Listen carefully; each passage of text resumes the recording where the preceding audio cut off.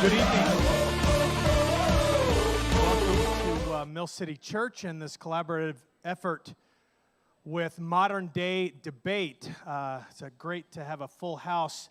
If you are, just for the sake of seating, if you could just kind of scoot in either on these aisles, go ahead and swing to the walls, and if you're in the middle section, if you could scoot into the middle.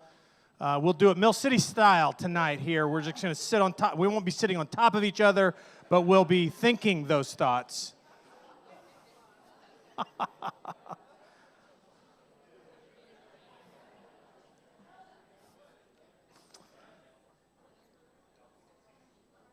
We are excited to host this opportunity tonight, and James Coons is going to be our moderator tonight. So James, would you come up here? Welcome, James, as our moderator tonight.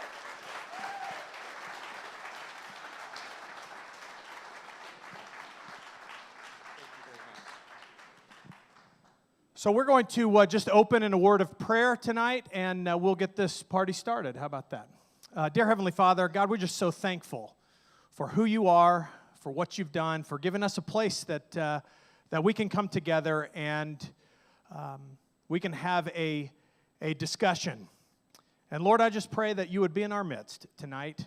We invite you here, we expect you here, and we are thankful that you will. In the name of Jesus, amen.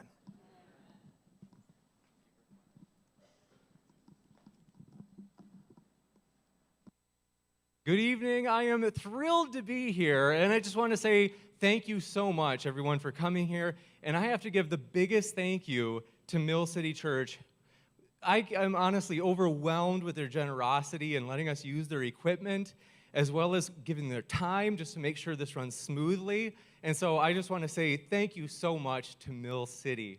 I'm going to just go over a couple of, you could say, ground rules for tonight's debate, and then we'll actually get started with the debate relatively quickly. So for our ground rules, there are just a few things we'd like to ask. If you'd be willing to be as respectful as your normal selves are, I think it'll go very smoothly. And with that, we're even asking if people would be willing to save their applause for between the statements only.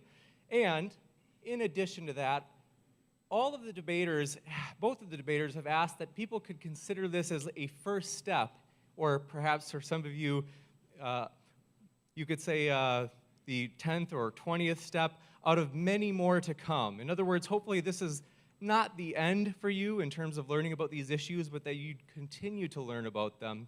And last, you could say this is a disclaimer, just saying that whether it be Mill City Church or Modern Day Debate, the views from the speakers are only the views of those speakers themselves, and they are not speaking for organizations more broadly. So with that, I will read the format for tonight's debate right after introducing our speakers. So to my left, Stephen Worthey actually has an apologetics channel on YouTube with over 1,000 subscribers where he has done apologetics teachings and has a curriculum of apologetics for churches to use.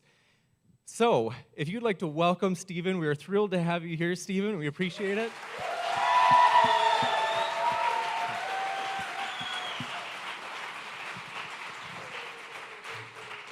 On my right, a good friend of mine, a warm and generous friend, TJump actually has his own YouTube channel, which also has over 1,000 subscribers as well. And in addition to being a warm friend, I can say he's a skilled debater, debating people such as Paul Copan and Peter Hitchens on his channel. So if you'd like to give Tom a warm welcome as well.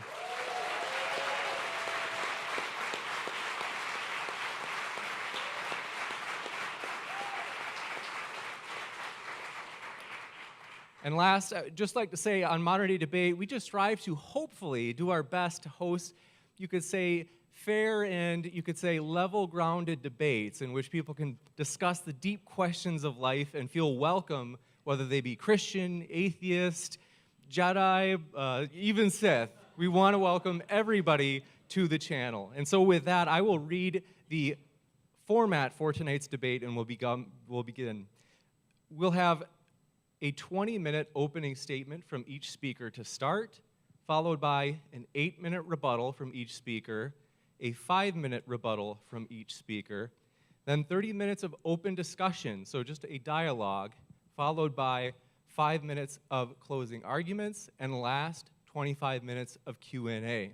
For the Q&A, we will put priority for questions that come from the live audience, and it's possible we may call in questions or read questions from the online live chat, only in the event that we run out of questions from the live audience. So we really appreciate you guys making the drive over here tonight. And with that, Stephen, I am setting the timer for 20 minutes for your opening statement, and the floor is yours.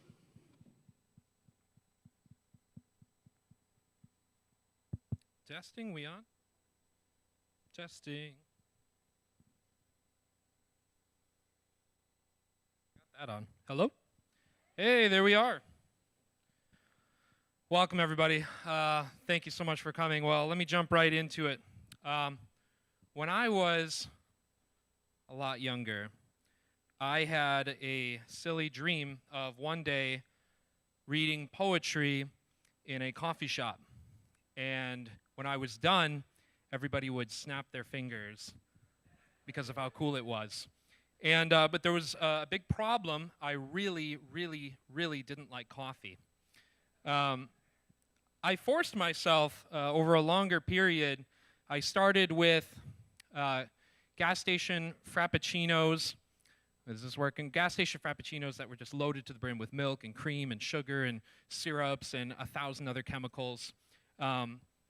Eventually I moved on to Starbucks frappuccinos, Dairy Queen lattes. Eventually I moved on to just plain black coffee. I'd finally graduated to liking coffee, and I drank plain black coffee for about a year until I learned that it was okay to love myself, and I put cream, at least, in my coffee. I'm sure that you're wondering what this has to do with the existence of God. If you did get a coffee tonight, which, by the way, the Mud House, delicious coffee, thank you so much. Big round of applause for the Mud House for putting out some coffee today. So the first thing I want to say about coffee is that if it's fresh, there is steam rising from it. That's very important. That brings me to my first argument for the existence of God, the Kalam cosmological argument. So, premise one is anything that begins to exist has a cause for its existence. Premise two, the universe began to exist. Therefore, the universe has a cause for its existence. This cause is God. So this is the argument. I'd like to examine each premise and the conclusion to see if it's a sound argument. So the first thing we need to do, and actually, Wesley, if you wouldn't mind, I'll just do the laser strike and have you move the slides manually, because I think there's a lot of lag on this. Premise one, anything that begins to exist has a cause for its existence. Is it possible that this premise isn't true? Can you get something from nothing? What do we mean by nothing? Is nothing a cosmic vacuum in which energy, strings, and other entities exist in fluctuation? We're on the next slide. No. Matter, energy, and even space itself, even if truly empty, is still something. Aristotle once said that nothing is what rocks dream about. So when you hear people in physics or elsewhere say that nothing is really something, or nothing is unstable, or nothing has these properties, that's not true. Pure nothing is actually nothing. It's the absence of something. Getting something from nothing has never once been observed. If it could happen, why wouldn't we see it happen more often? Why wouldn't things pop into existence from nothing? Something from nothing isn't scientific, but a metaphysical idea more akin to magic. But at least with magic, there's a magician and a hat. Something coming from nothing is the sudden appearance of a rabbit without the hat. So, what about premise two? The universe began to exist. Is it possible that maybe the universe just has an infinite past, that it's always been here? Let's go to the next slide. No, actual infinities do not exist in the actual universe. There's two ways to show this. There's philosophy and science. We'll start with the philosophy. We don't have time to dive into thought experiments like Hilbert's Hotel to show the absurdities that arise if actual infinities could exist. But for the sake of time, I want to offer you another analogy. This is what I call the domino analogy. Let's say that you've got a long line of dominoes, And they're all black, but there's one red domino. We'll call this red domino this present moment, or today, to simplify. In order for that domino to fall, in order for it to happen, the black domino in front of it, we'll call that domino yesterday, needs to fall and knock it over, right? That makes sense? In order for that domino to fall, the domino before it, the day before yesterday, needs to fall and knock it over.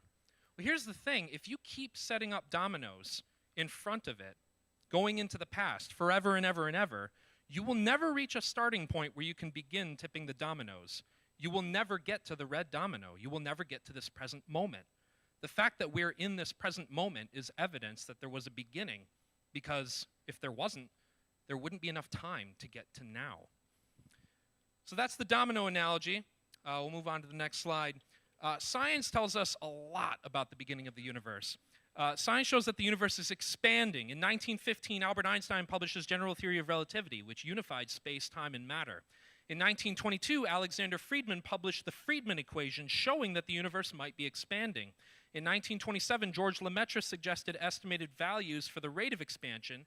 These values were corrected, and the expansion of the universe was confirmed by Edwin Hubble in Hubble's law, using the red shift of objects in deep space. In 1965, Arno Penzias and Robert Wilson discovered the background radiation of the universe. The expansion of the universe leads backward to an initial cosmological singularity, or starting point. A past eternal universe cannot be expanding. This is known as the Standard Model, or Big Bang. Competing oscillating models, where the universe exists eternally, have largely been rejected by cosmologists. Next slide. There's something even bigger than this, though. All this information is nothing compared to entropy, the second law of thermodynamics. Entropy is the scientific principle that energy degrades over time as the universe continues to expand. Once the energy in the universe has been spread out and lost, the universe will reach a state of what is called equilibrium, otherwise known as the heat death of the universe. The implication of entropy is a universe with a definite beginning. If the universe had existed forever, why hasn't it run out of energy by now?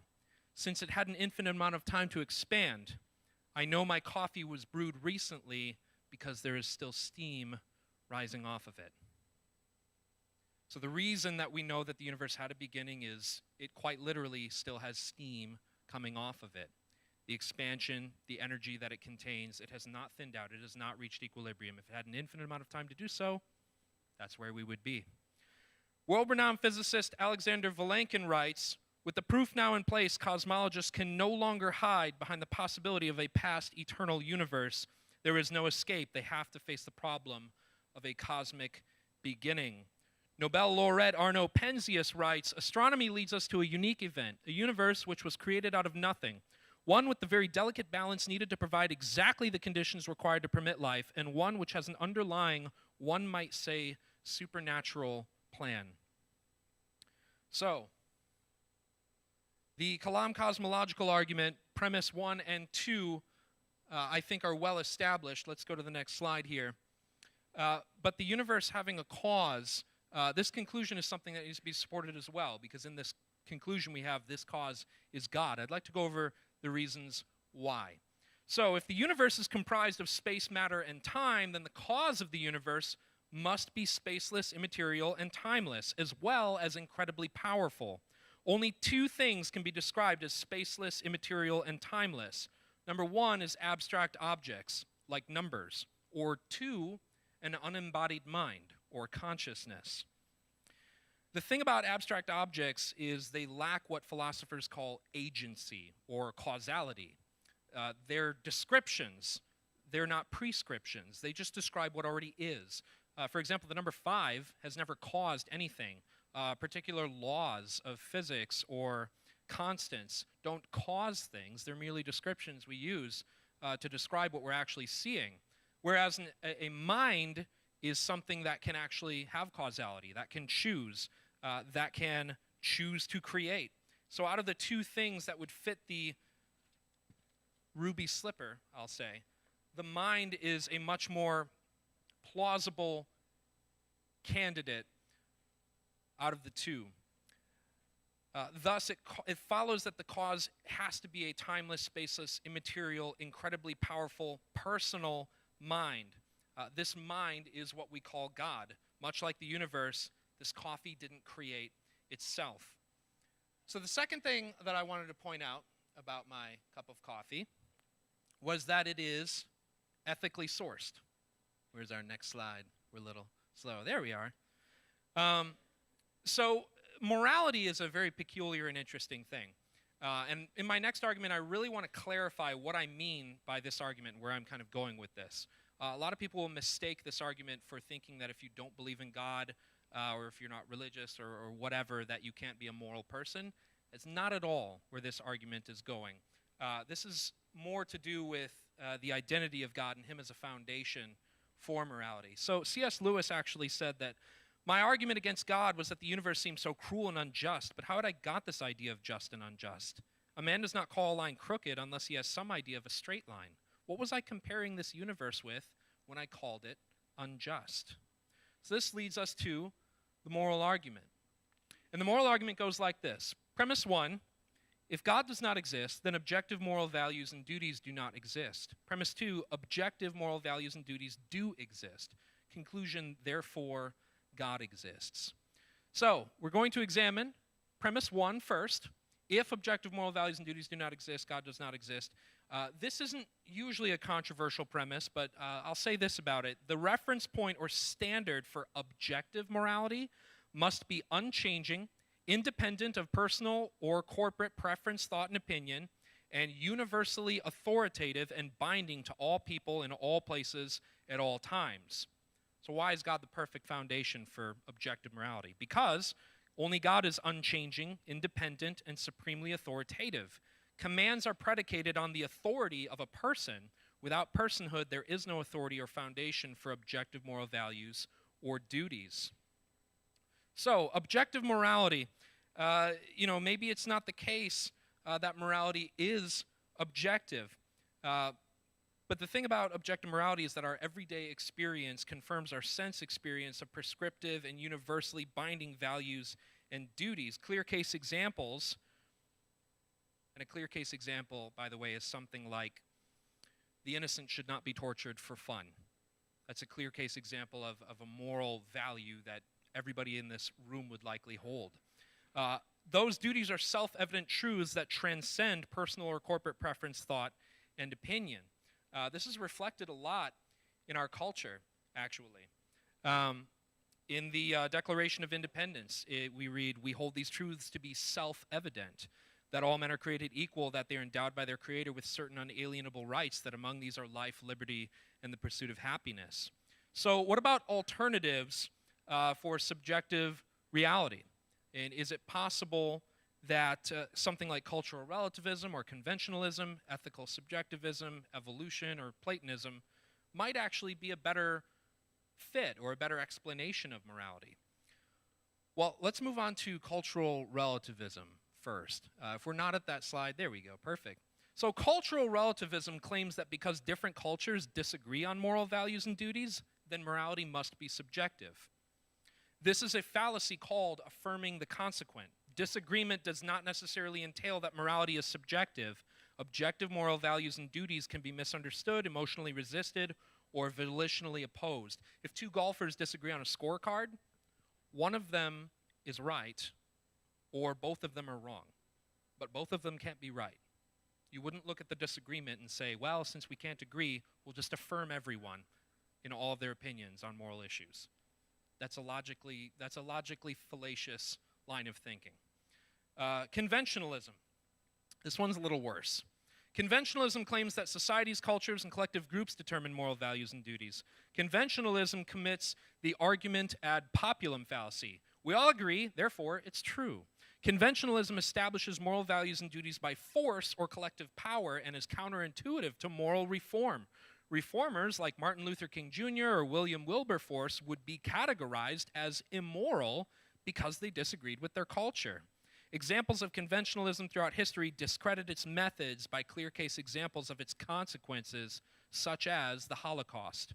During the Nuremberg trials, when we put on trial men that were responsible for millions of Jews dying, they pleaded conventionalism.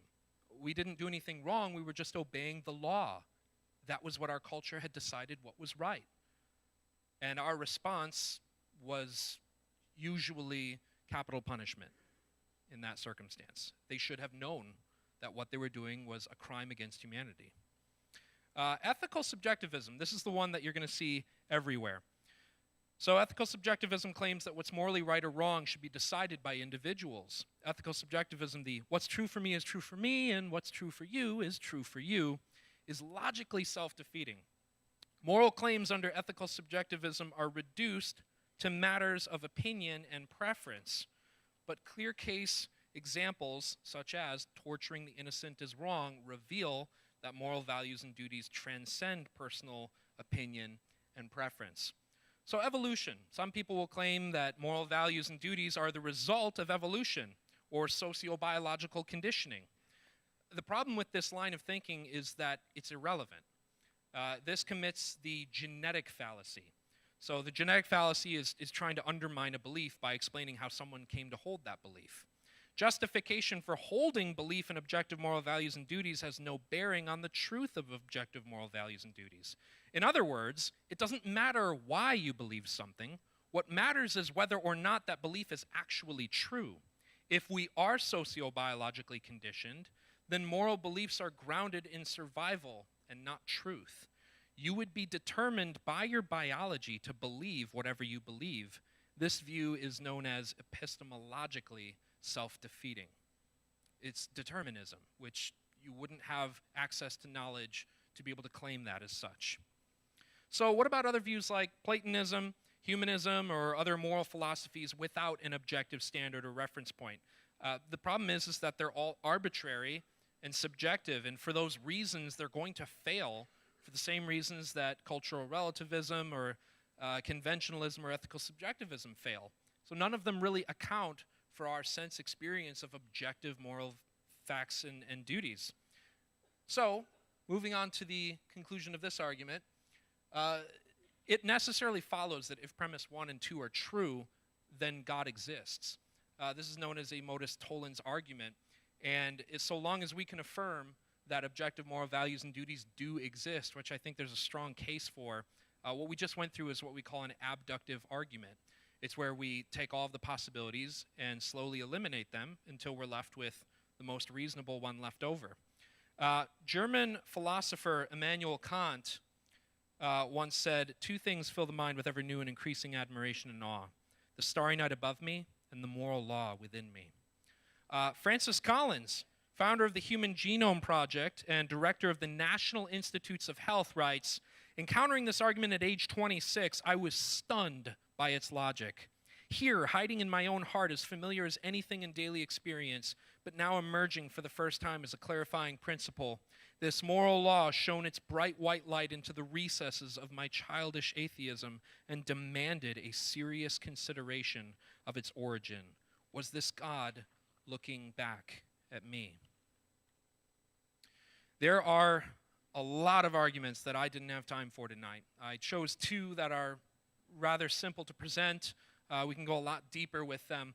There are arguments like the argument from consciousness, the teleological or fine-tuning argument, we're going to fly through these slides kind of quick here, the ontological argument, the contingency argument, the Aristotelian proof, and so many more. All of this amounts to a powerful abductive argument. So an abductive argument, we want it to have explanatory scope. That is, theism accounts for more of the evidence. Explanatory power, that is, the evidence is more probable under theism. It fits well with background information. Theism does not contradict.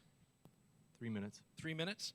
Theism does not contradict any other relevant evidence, is more plausibly true than competing theories. So here's what I want to see from my opponent.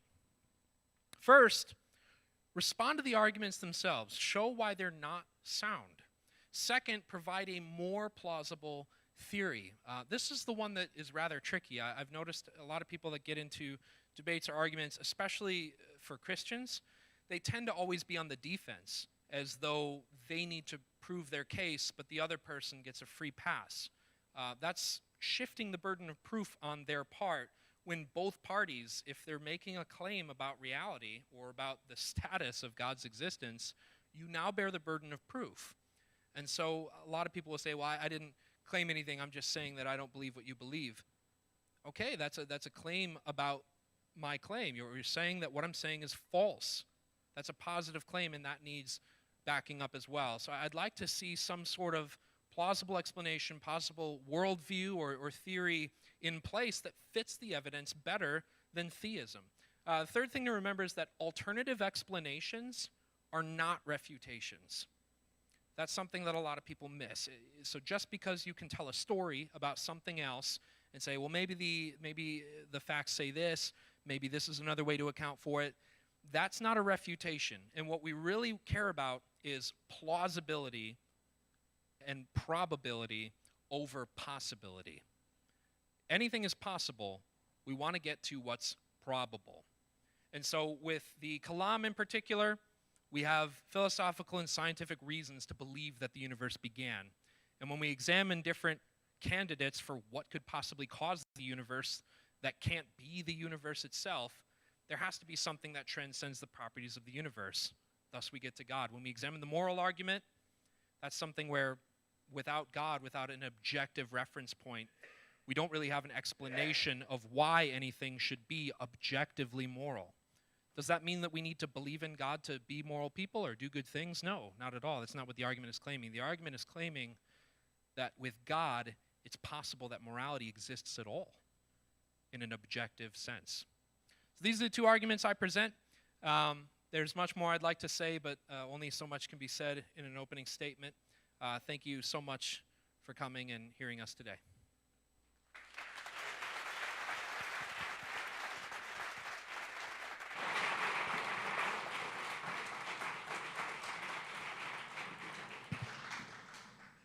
Thank you very much, Stephen, for that opening statement. We will now move to Tom's opening statement, which will also be 20 minutes. I am setting the clock for 20, and just as I did with Stephen, I will start the clock on your first word, Tom. Thanks, James. I'm really glad to be here. Nice to see all you guys. This is a pretty cool experience for me. My first live debate, so thank you. Round of applause for all of you guys for coming.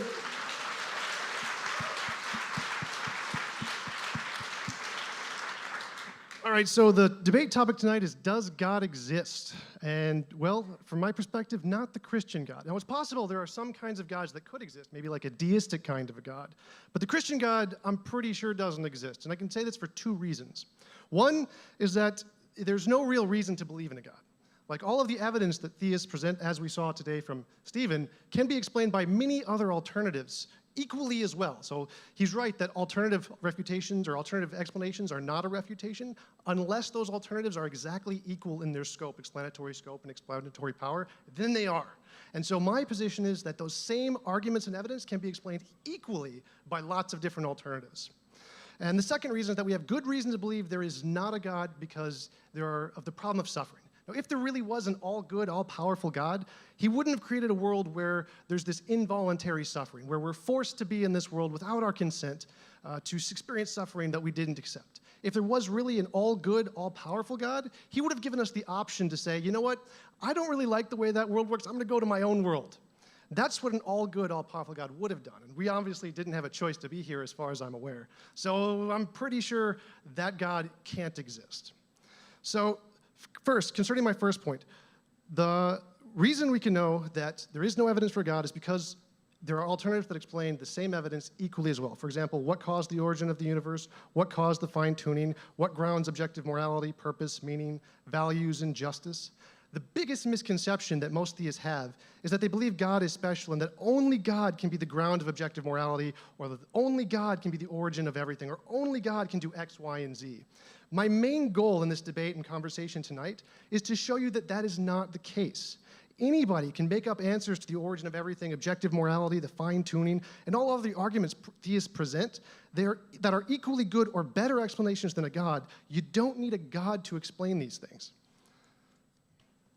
For example, the origin of the universe, as Stephen presented in his opening statement, can be explained by an eternal, all-powerful, natural thing that we just haven't discovered yet. There can be more nature out there than just what we know about, beyond or before the Big Bang. It's not the Big Bang isn't the beginning of everything. It's the beginning of everything we currently know about. There are many theories about things existing naturally prior to the Big Bang. For example, the string theory or M theory or the cyclic universe or the many worlds hypothesis. The Big Bang isn't the beginning of everything. It's just the beginning of everything we currently know about. So that can be explained by nature or an alternate, all-powerful natural thing, for example, naturalistic pantheism.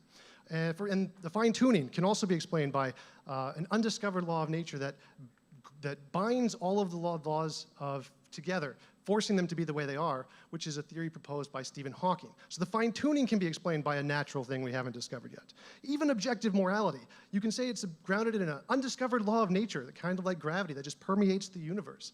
That can be explained by nature. I mean, we once thought that time can't be physical. Time can't bend. That's really silly. But then Einstein came along and said, yeah, time can bend. It's a physical thing. Morality can be the same kind of way. Even if it doesn't intuitively make sense to us, it can still be that way. All of these together can be explained naturally by a non-God equally or better than a God. Therefore, they are not evidence of a God. They are just things we don't know the answer to yet. Arguments from ignorance, for example. For example, 2,000 years ago, people said, well, lightning, we can't explain lightning. It must be caused by Zeus. Well, maybe, it's possible. Maybe God does explain the origin of the universe and objective morality and fine-tuning, but maybe it doesn't. We can explain it equally well in many different ways. Think about it like this. Imagine you have a box, and you said there is a rabbit in this box. And the reason you know there's a rabbit in this box is because the box weighs 2 pounds. Now, the fact the box weighs 2 pounds isn't evidence of a rabbit, because it could also be explained by a lizard, or a coffee mug, or Legos, or a 2-pound leprechaun, or a unicorn, or baby Bigfoot. The fact that it can be explained by lots and lots of different things equally well in every way means it's not actually evidence of a rabbit. The same thing applies to the origin of the universe, the fine-tuning, morality. These can be explained by a God, sure, or they can be explained by an undiscovered law of nature, or the flying spaghetti monster, or an evil God, or a bunch of different alternatives. Just like the 2 pounds isn't evidence of leprechauns or rabbits or any of those other things are listed, it's just something we don't know what caused the 2 pounds. The fine-tuning, objective morality, the origin of the universe, all of those things can be explained by theism or deism, polytheism, Pastafarianism, ditheism, transtheism, naturalistic pantheism, panentheism, panendeism, omnism, et cetera, et cetera. There are many different alternatives that can all explain these equally well, just like the 2 pounds can be explained equally by a rabbit or a leprechaun or any of those other alternatives. If all arguments and evidence presented by theists can be equally explained by all of these, then they're not evidence of a God, just like the 2 pounds is not evidence of a rabbit. So as I mentioned earlier, Stephen was right that presenting alternatives isn't a refutation of his points unless the alternatives are equally supported as his, because then there's no way to tell the difference between which one of these is true. Because of all of these, there's only one truth, so all the other ones must be imaginary. And if he can't tell the difference between his hypothesis and the imaginary ones, then it's equally likely that his is one of the imaginary ones. This is the case and reason why most arguments are the form, the natural can't explain. Well, it may be true that the known natural can't explain it, but there could always be the unknown natural. There could always be more natural out there that we just don't know about. The supernatural, for example, there could be a supernatural out there. I can't say there isn't a supernatural. It would be like me saying, that's a UFO. Oh, it must be aliens. Well, if it's unidentified, I can't go and identify it as aliens. That's a contradiction.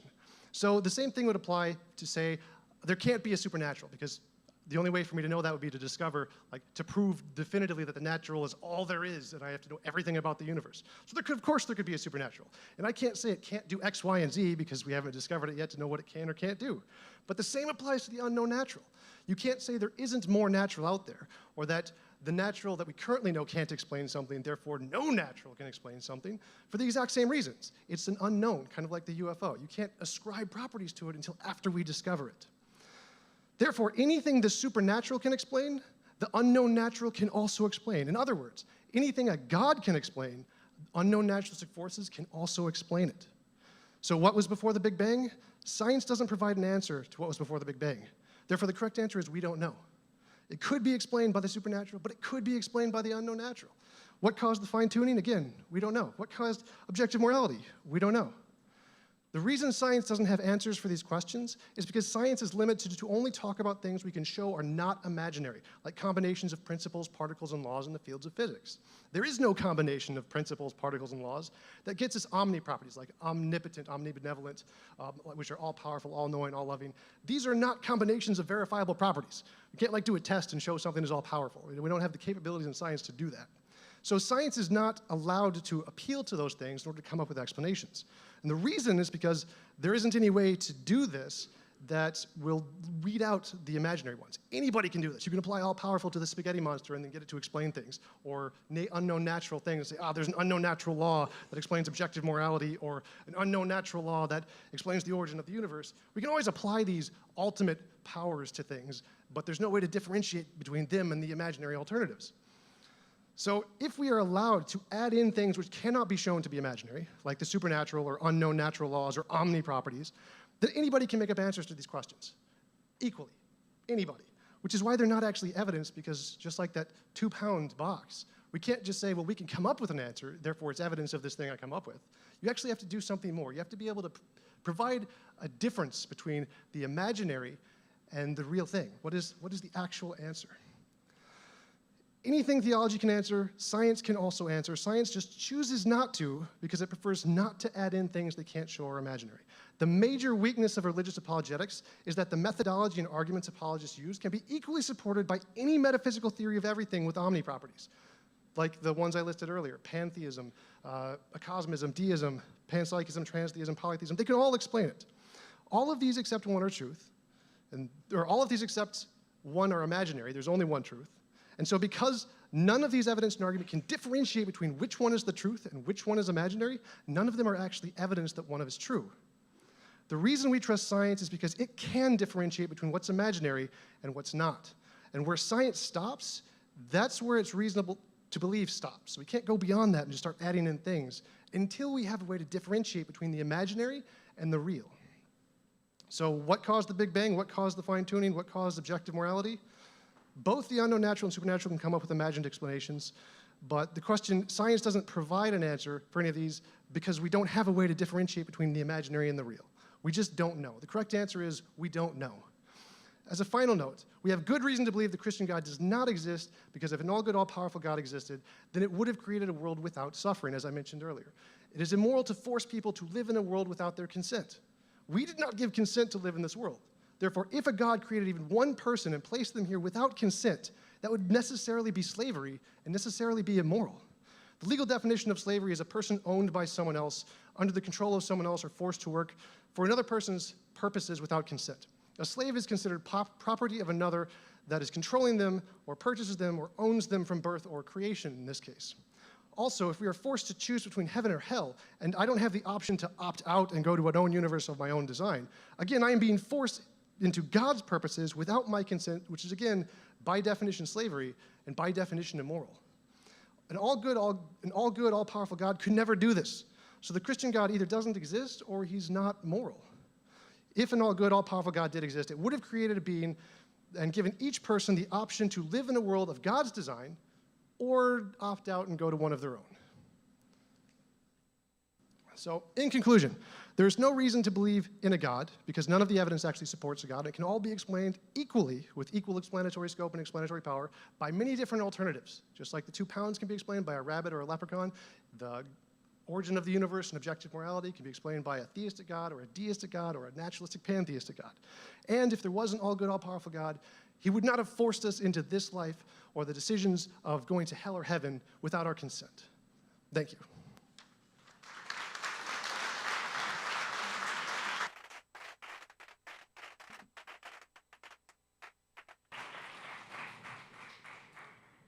Thank you very much, Tom, for your opening statement as well. And we will now move into the first rebuttals section. So I am going to set the clock for 8 minutes, and then Stephen will give his first rebuttal, and Steve and I will start it on your first word.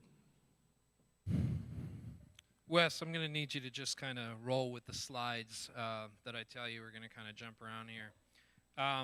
First thing I want to address, let's go to the slide with the rabbit, if you can find it. So it's near the end, picture of a rabbit. Great picture. Really cute little bunny in a box. Yeah, well, it's a little dark here. But rabbit in a box, Tom has a point. If we've got a box and it's just 2 pounds, and then off of that I go, I guess there's a rabbit in here, because rabbits are about 2 pounds. That would be a very stupid argument. But let's say we're in a pet store, and I've walked into an aisle labeled rabbits. And I look to my left on a shelf, and there's a box, and on the box is a label, rabbit. And off to the corner is a half-eaten carrot, and inside I hear what sounds and smells like a rabbit, and I pick up the box, and not only is it 2 pounds like a rabbit, but it's sort of shifting around. Still haven't looked in the box. There could be anything in there, right? Let's say the store owner comes up to me and says, I see you're holding a box that I put a rabbit in. Would you like to buy this rabbit? I get that this is a silly example, but the point is when you have enough things lined up in a row, how much certainty do you need to place your chips, to make a bet? How likely is it that this is anything other than a rabbit? And that's my point. So God being personal is huge with this. He said there are alternatives that might explain my arguments. I'm curious, like what? There was a long list that was quickly said, but I've examined each of these alternatives myself. I wasn't always a Christian. I read a lot of religious literature from other religions, and I tried to dig in and discover if Christianity was true or not. As far as I can tell, and especially some of the sillier ones like Pastafarianism, like this flying spaghetti monster. Here's the thing. If we're talking about a creator God, and you parody that God and say, well, he's got this and that, why can't it be this and this? If at the end of the day, no matter how many silly hats you've put on God, if you still have an all-powerful, all-knowing, omniscient, omnibenevolent being that has created everything, that is the source of everything, it doesn't matter what outfit you've donned on it, it's God. Definitionally, that's God. He said, the Christian God. It definitely can't be that. I'm not going to really spend a lot of time on that. If that's something that any of you would like to talk with me about afterwards, I'd love to, but it's not the subject of the debate tonight. The debate tonight is, does God exist? So we're going with generic, the philosopher's God. Some Christians might not like that, but that's the subject of the debate tonight. So I won't be derailed by that too much. But I do find that I do need to address the evil and suffering argument, because one of my arguments, the moral argument, is largely connected to that in a lot of ways. If you paid attention to the premises of the moral argument, you'd notice that God's existence is necessary to even have objective moral values and duties. So that on Tom's worldview, whether it were pantheism, which it isn't, or naturalistic pantheism, or just plain naturalism, there wouldn't be objective moral values and duties. So the worst that you could say about God and heaven and hell, or the way that God orchestrates things, is, I don't like that. It goes against my personal opinion. I dislike that. But you can't say it's objectively wrong, or it's actually evil. You can say, well, by my definition, it's evil. Your arbitrary definition that you yourself, from your personal perspective, in a subjective way, have made up out of thin air, and there's no more foundation to it than that. The evil and suffering, we'll return to that. I may use my second rebuttal on that, because it's a little more invested, and it's a serious accusation that I want to address properly. Infinite regress, natural law, I said maybe there's some kind of supernatural, not supernatural, but a supernatural law behind the universe that creates the universe. Maybe it's not God, a personal being, but it's just some undiscovered thing that science hasn't found yet. The problem with this is that you get what's called an infinite regress. You've not answered the question of how did the universe begin, you've just removed it one step. Well, it began because this thing caused it. Okay, well then what caused that thing? The only reason we don't ask that of God is because God is a necessary being. God is the ground of reality itself. And so if you want to go on to say, well, this thing that caused the universe is also the ground of reality itself, again, why would something that doesn't have agency or causality, something that doesn't have a mind, go from not creating a universe to creating a universe? Remember, laws are descriptive, not prescriptive. Abstract objects don't cause anything. They can't. Morality, some undiscovered reality, some super law behind the universe that's still natural, but it enforces objective morality. Again, it's a similar problem. This is a similar problem that Platonism has. So, there's this idea that there's somehow moral goodness floating out there somewhere, and that these laws influence us, and we want to obey those things. The problem is that if there's no ultimate authority above those laws, then we're left back to subjectivity.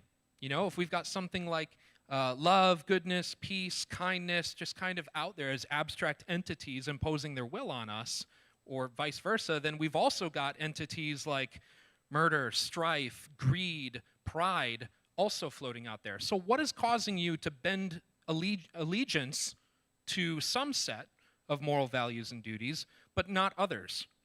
Why would we deem some as the truly good and some as evil, without a third thing to measure them both against, an ultimate standard, an ultimate ground of reality? Again, this is where God is necessary. And the authoritative bit rests on the personhood of God. So if these are just floating entities that just kind of exist, why should I care what they do or don't want me to do, or what they are? I'll do whatever I want. Wouldn't you? Why pledge allegiance to some and not to others? Whereas God, if he's supremely authoritative, then in and of himself, that merits your response. This science can't verify omni-properties. Let's bring up the scientism slide real quick. So one of the things that I see a lot is the belief in scientism, which is, it's a methodological view. It's actually a philosophy that science can explain everything, and anything that can't be explained by science is either not useful, or it's a bygone question, or it's something silly. The fact is that science alone doesn't give us every answer to knowledge that we currently have. So, for example, logical and mathematical truths cannot be shown by the scientific method. Science presupposes math and logic. So that, as William Lane Craig once said in a debate, he actually pointed out all 5 of these, that to try to prove them by science would be arguing in a circle. Number 2, metaphysical truths, such as there are minds that exist other than my own, or the world was not created 5 minutes ago with the appearance of age, are rational things to believe that cannot be proven by science. Third, ethics and value judgments. Just like I showed in my moral argument, science can't establish ethical or moral values and duties. It can tell you that if you put strychnine into your mother's tea, or your grandmother's tea, that it will kill her, but it won't tell you whether or not you should put strychnine into your grandmother's tea so that you can get your hands on her property. That's a little fun thing from John Lennox. Number 4, aesthetic judgments. The beautiful, like the good, can't be described by science. You can't tell by a painting or a work of art or a movie if the pixels or the paint is just a smudge or a random assortment, if it's actually beautiful or not. That's something that happens within us. And then 5, the scientific method itself cannot be shown to be scientific. When someone says, I only believe what can be proven by science, the proper response is, what scientific test have you done to reach that conclusion? You didn't. That was a philosophical assumption. Last thing, I'll just end on what gives our autonomy value. Tom's really big in we need to have the freedom to do this, or it's immoral. I want to be able to choose my own universe and jump here and create a new reality, or it's immoral. I'm just curious why, if God really is the creator of all things, why God wouldn't have the right to do whatever he wants with his reality. It's sort of the way it works, right? Everybody here has made something in your life, and when you made it, who owned it? You did. You had every right to what you had created. When you have the ability to create a universe of your own, you may get to write the rules. As far as it stands, I'm a contingent being wholly dependent on God and at his mercy. I cannot create a universe of my own, and as far as I can tell, I owe my entire existence to him, and I owe my allegiance to him. That's it for my first rebuttal.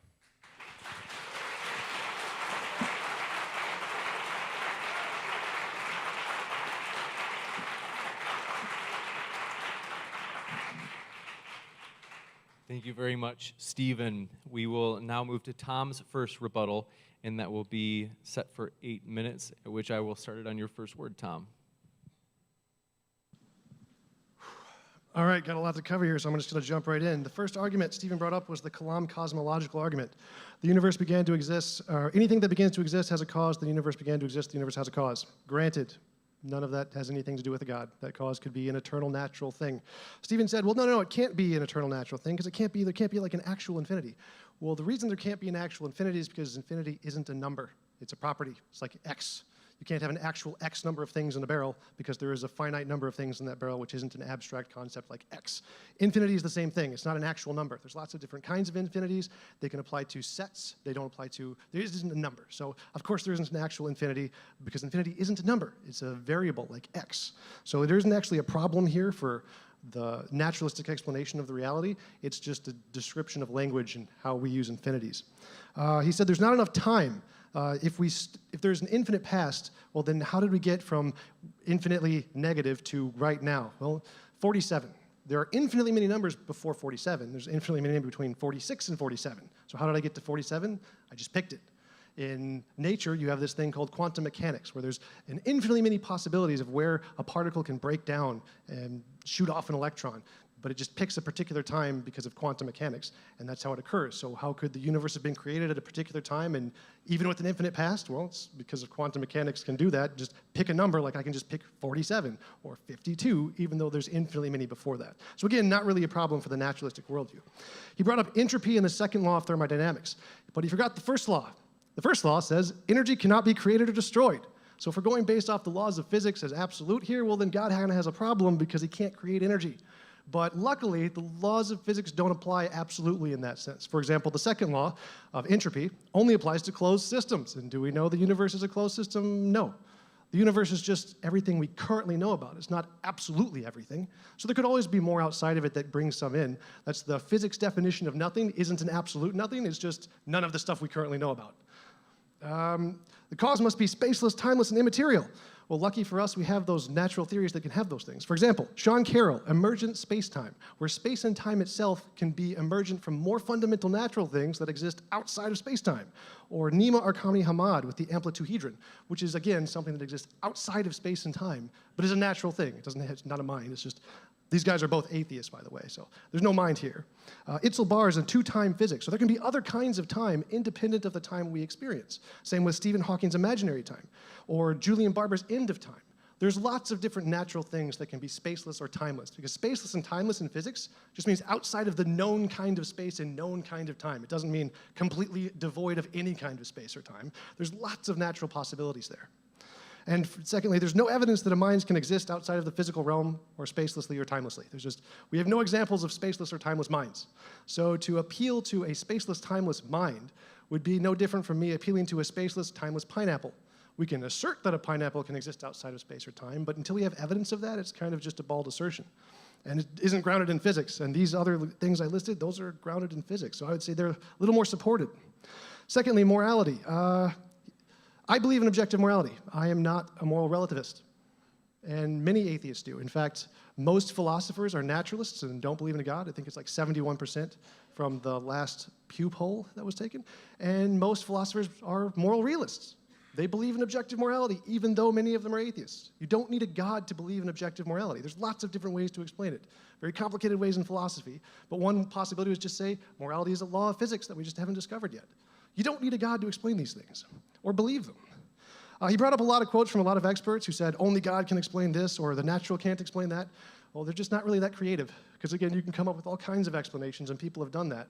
They're just not supported, as in we can't differentiate them from the other imaginary things. There isn't a scientific way to support them, which is why they don't believe those things can do it. And again, he said, alternative explanations are not refutations, which, I mean, I agree, that's true, except in the case when the alternative refutations are equally supported in every way. If they're equally supported, then it is a refutation because your hypothesis is no more or less supported than the alternative. So he brought up the example of the rabbit and said, no, it didn't really work for him. But again, it is a refutation if the alternative is equally supported in every way. So, for example, I would use the example of naturalistic pantheism, which is eternal, all-powerful nature, no mind. It doesn't have a mind. So it's not a God by anyone's definition as far as I'm aware. But it can still explain morality and the laws of physics and the origin of the universe and the fine-tuning equally well or better than theism. I mean, there's nothing it can't explain that theism can explain. So as far as I can tell, it is equally or better in every way. Now, he mentioned his analogy that if we walk into a pet store and we go to an aisle labeled rabbits and see a box with a rabbit label on it, yeah, that's all good evidence of a rabbit. None of that works for a lizard or a coffee mug, but we don't have any of that for God. It's all things that can all be explained by a lizard or coffee mug equally as well. We just have a box. It weighs 2 pounds, and that's it. That's all we know. We don't have anything that says rabbit. If he did, that would be evidence, and I would grant it. So he said that there can't be natural things because of an infinite regress. You can have, just like you can say God is a necessary thing to be the grounds of everything, you can say naturalistic pantheism is the necessary thing to be the grounds of everything. You can just apply this omni property to anything you want and just say, here's the necessary thing, which is the grounds of everything. It's another one of those properties that science doesn't use because there's no way to differentiate it between an imaginary thing and which one is the actually real one. So it's not really a supportable position. Why would something that doesn't have a consciousness do something?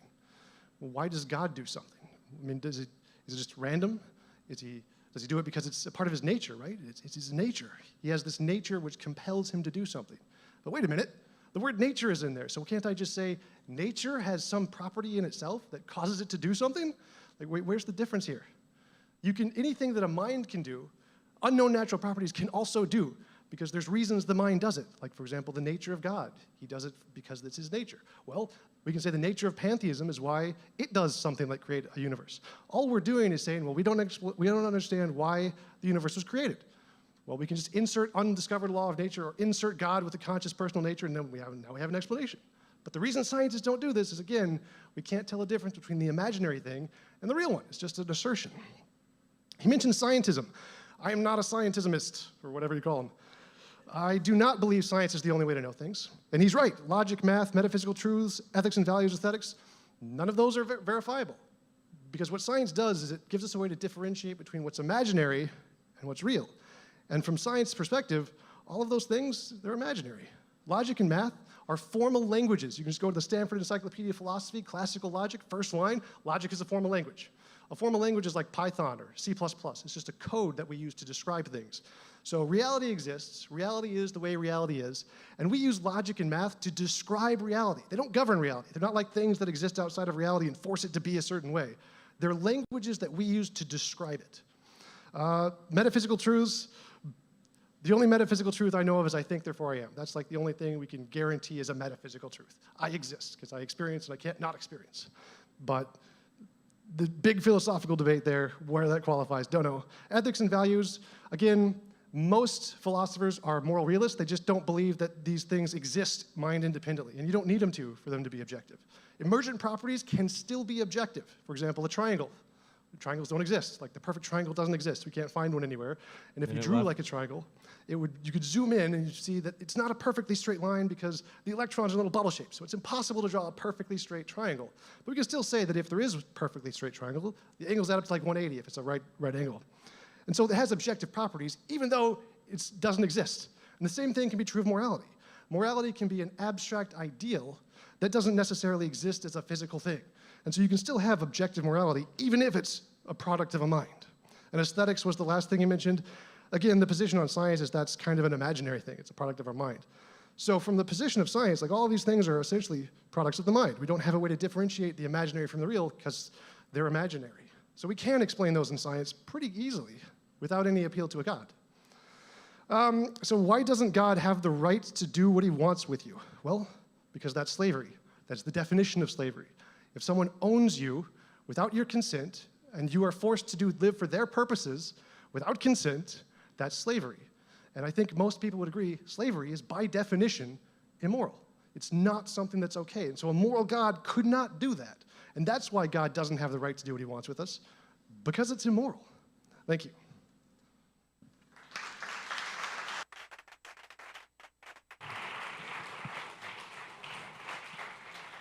Thank you very much, Tom, for your rebuttal. We'll now move into the final rebuttal section before going into the open discussion section. Got the clock set for 5 minutes, Stephen. I'll start it on your first word. All right, so I think when it comes to the problem of evil and suffering, we've hardly kind of touched on that. Like I said, it's a very important issue, so I'd like to cover that.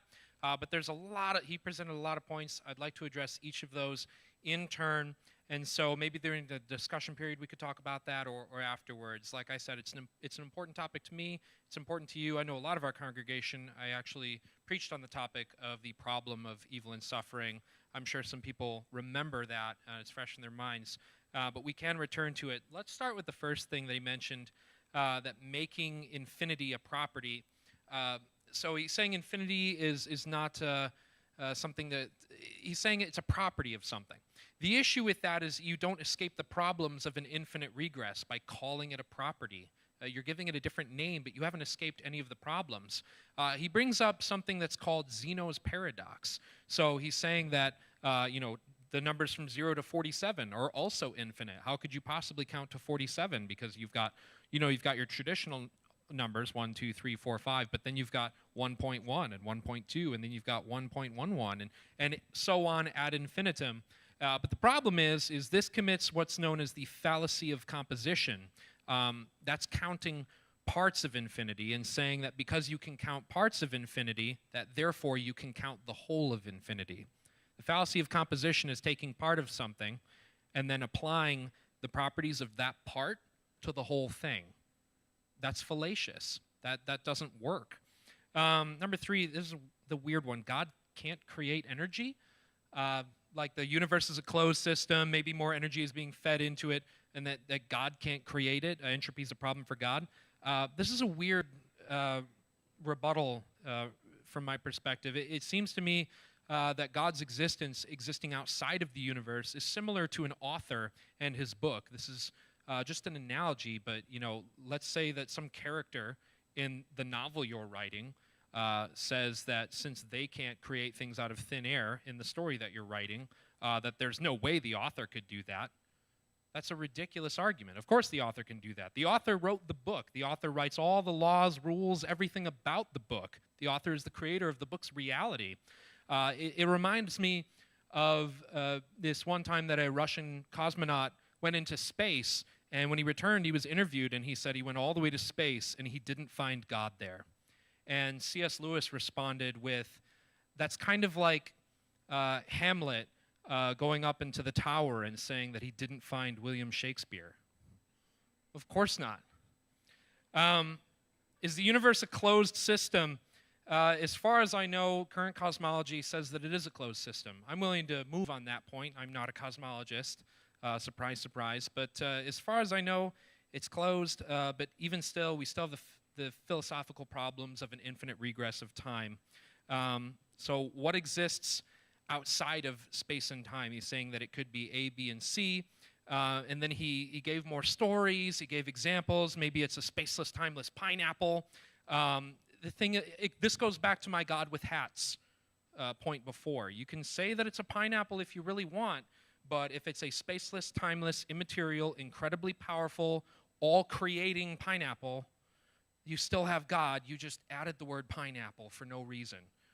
Clearly, it has nothing to do with what we know as a pineapple, because a pineapple is composed of matter. It exists within space and time. So some metaphysical, all-perfect pineapple, you can say that if you want. That's fine. But what you've described is still all of the properties of the classical God of the philosophers. So this is just God with more hats on. What people believe about objective morality doesn't matter. The argument does. So he said, most philosophers are moral realists. They believe this and that. He didn't really object to the moral argument that I presented or give any good reasons. He just said, I know some people that disagree with you, as if that was an argument. It wasn't. It's not a refutation.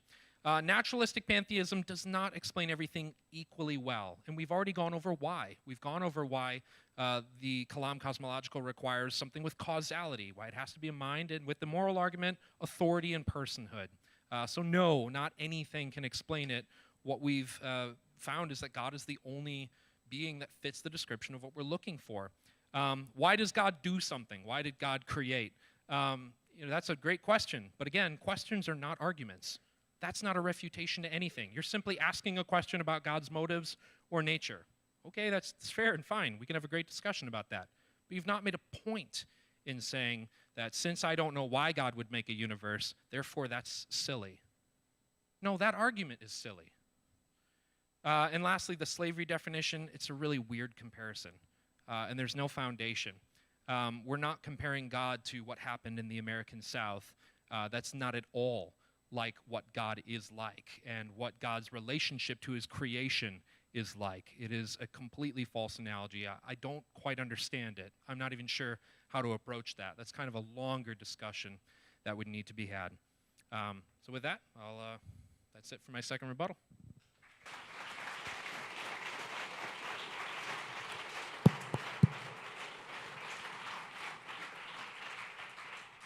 Thank you very much, Stephen, for your second rebuttal. We will now go to Tom for the final rebuttal before the open discussion.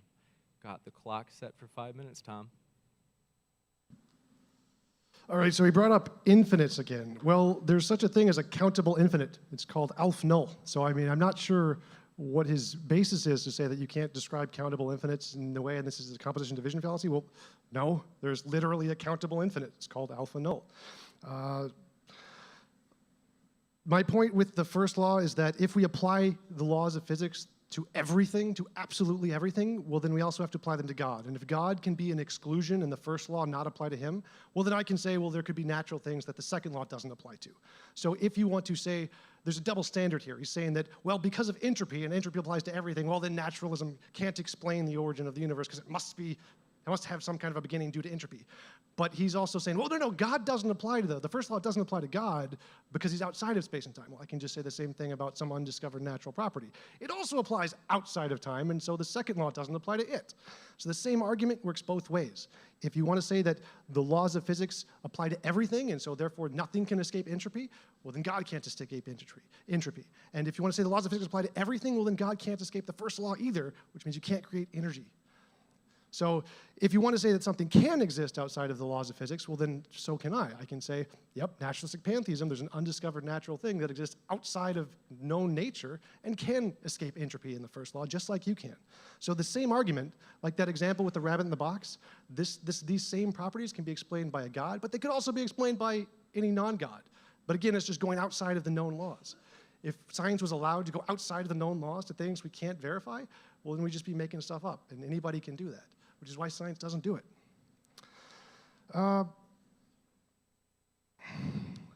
The moral argument, no, it does not require mind. Again, the reason is because the first premise, or whichever premise that says it requires a God, is false. You don't need a God for objective moral values and duties. That was kind of the point of my triangle analogy. Triangles have objective properties. They don't exist. They could be a figment of our imagination, but they can still have objective properties. You can have objective properties of emergent things. So even if morality is just a product of our mind, it can still be objective. You don't need a God for that. You don't need a God for objective morality. There could be an undiscovered law of nature that permeates the universe. That would be objective morality. You don't need a God for that. So that premise is just false. This argument is unsound for that reason. So why did God create? Again, the point here was that there is something that causes God to create, which is his nature. He has some particular aspect of his nature which causes him to create. And we don't know what that is, right? We could say, well, we don't know what God did. We don't know why God would create, therefore that's not an argument against God. He's absolutely right. But the same thing applies to nature. If we don't know why nature would create a universe, that's not an argument against it. It could have created for some unknown reason, just like God could have created for some unknown reason. You can't just assume, well, we don't know why it did it, we don't know how it did it, therefore it didn't do it.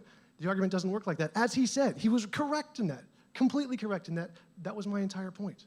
You can't just say, we don't know, therefore it couldn't happen.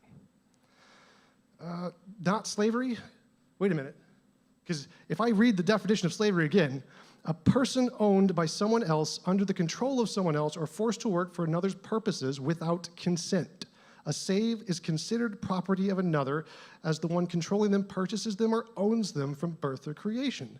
That's the definition of slavery, and if we are created by a God and forced to live for his purposes in his world, which, as Stephen admitted, he has the right to do under theism, that's the definition of slavery. So, I mean, I'm not sure how this isn't an apt analogy, since it literally fits the definition of slavery. If, by his admission, we are property of God, then we are slaves, and I consider that immoral. Thank you.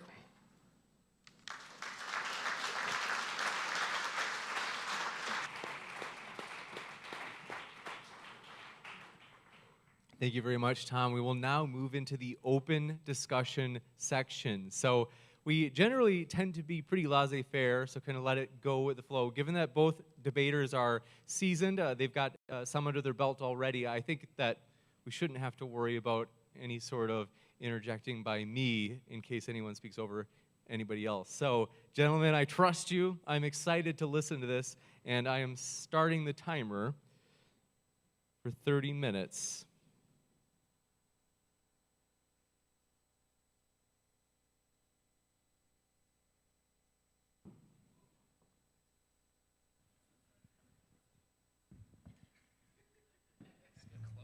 Let's get intimate. It's right up here. All right. You killed it.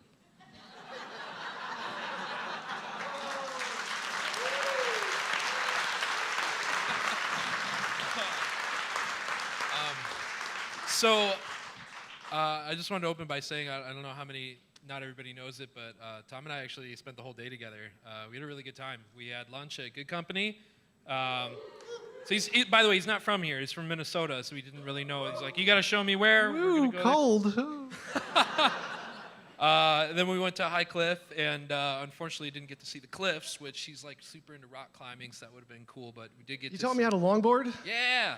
And then we saw the whole valley from the tower up there.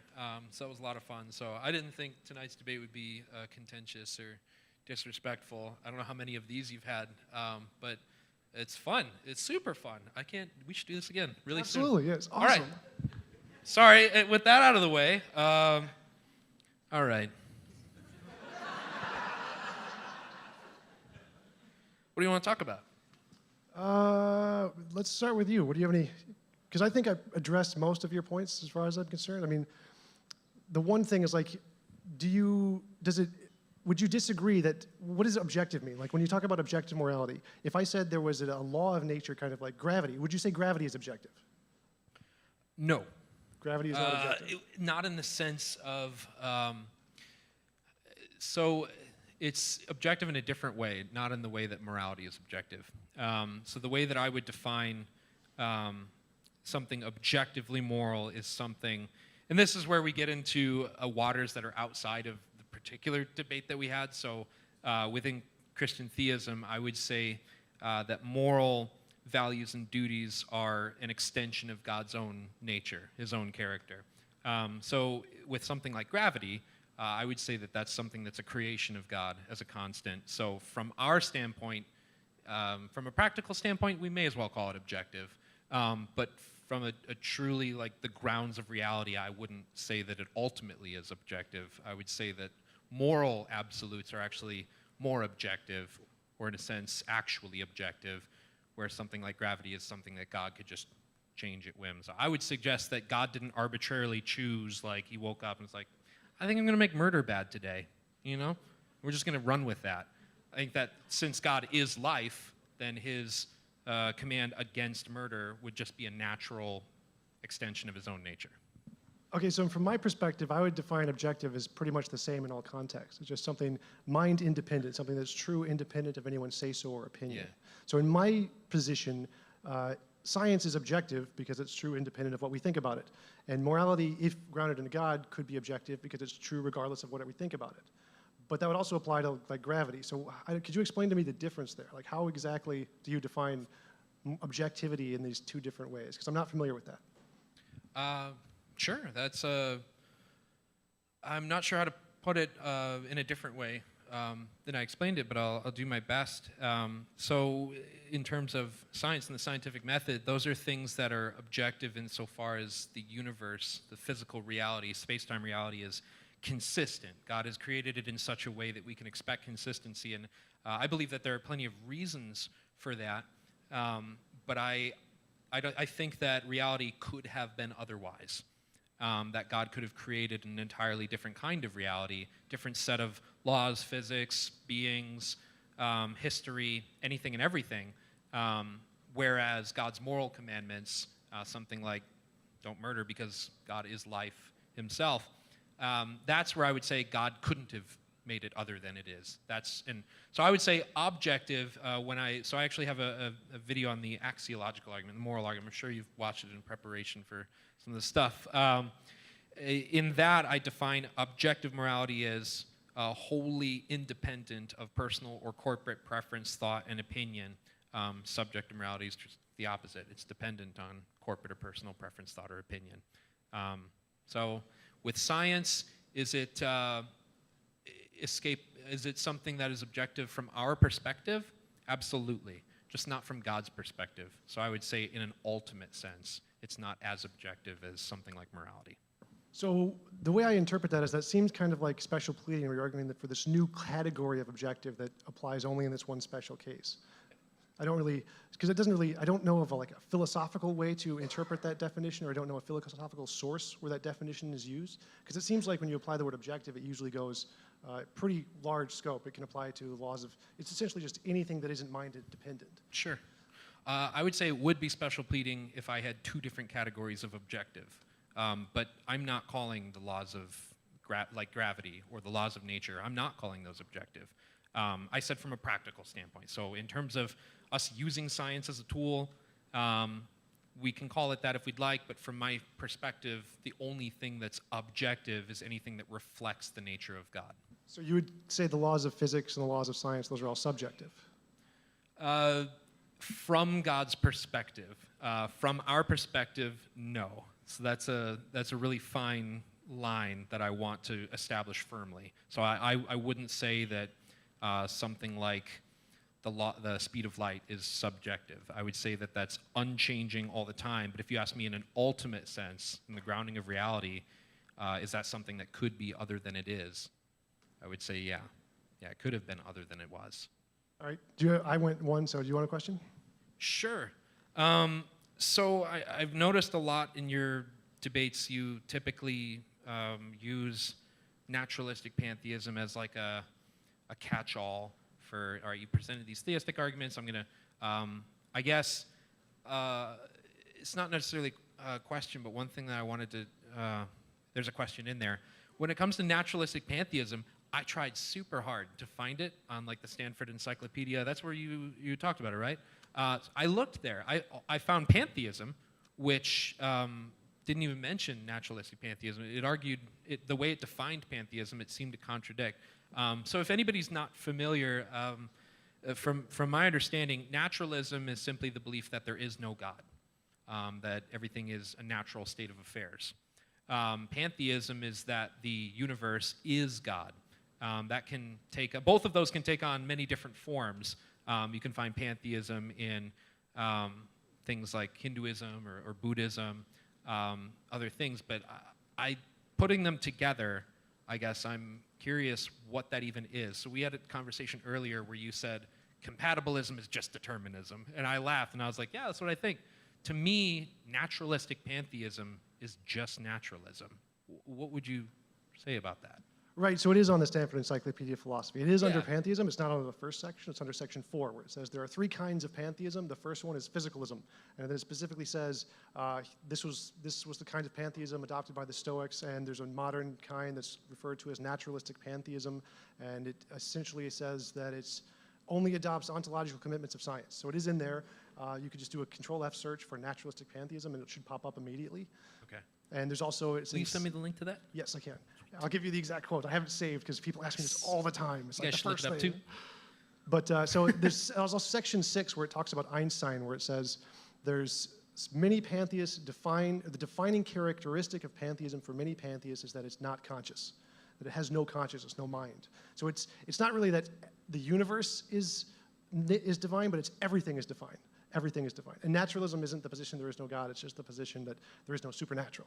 Because there are naturalists who believe in a God, strangely enough. I don't know how that works, but it's just everything is natural. Okay.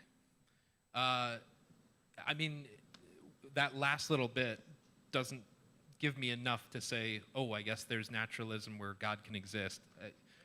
That sounds Different insane topic. to me. Yeah, it's different topic. Okay, different topic. I guess one thing that I'm curious about is, I think personhood is a pretty powerful contender for why theism would be favored over something like pantheism. It doesn't seem like a law would suddenly create a universe. You brought up interesting questions about, well, why would God decide to make a universe? Granted, that's a great question. I have my own thoughts on that. But in terms of the ability, it certainly seems like a mind or an agent would have the ability at least, whereas something like pantheism wouldn't even get off the ground, unless there's an infinite regress where it's always just been there. How would you respond to that? Well, it's the same thing as like if 2,000 years ago, if we see lightning, we can say, well, hey, that could be explained by a mind. I can imagine there's a guy up there who's just hammering away like Hephaestus, creating lightning, and then Zeus just throws it down. That makes perfect sense. We can explain that with the mind. Or it could be explained by an undiscovered natural process. And we can apply the same thing in the context of what created the universe. It could be the case that it was created by a mind, it's possible, or it could be the case that it's created by a natural thing. And you mentioned an infinite regress. I would not say that there's an infinite regress. I would say the same thing, that there's a natural explanation that could be the necessary thing as opposed to a God. And just like God has a particular nature which caused him to want to create the universe, pantheism or naturalistic pantheism would have a particular nature which would cause it to be determined to create the universe.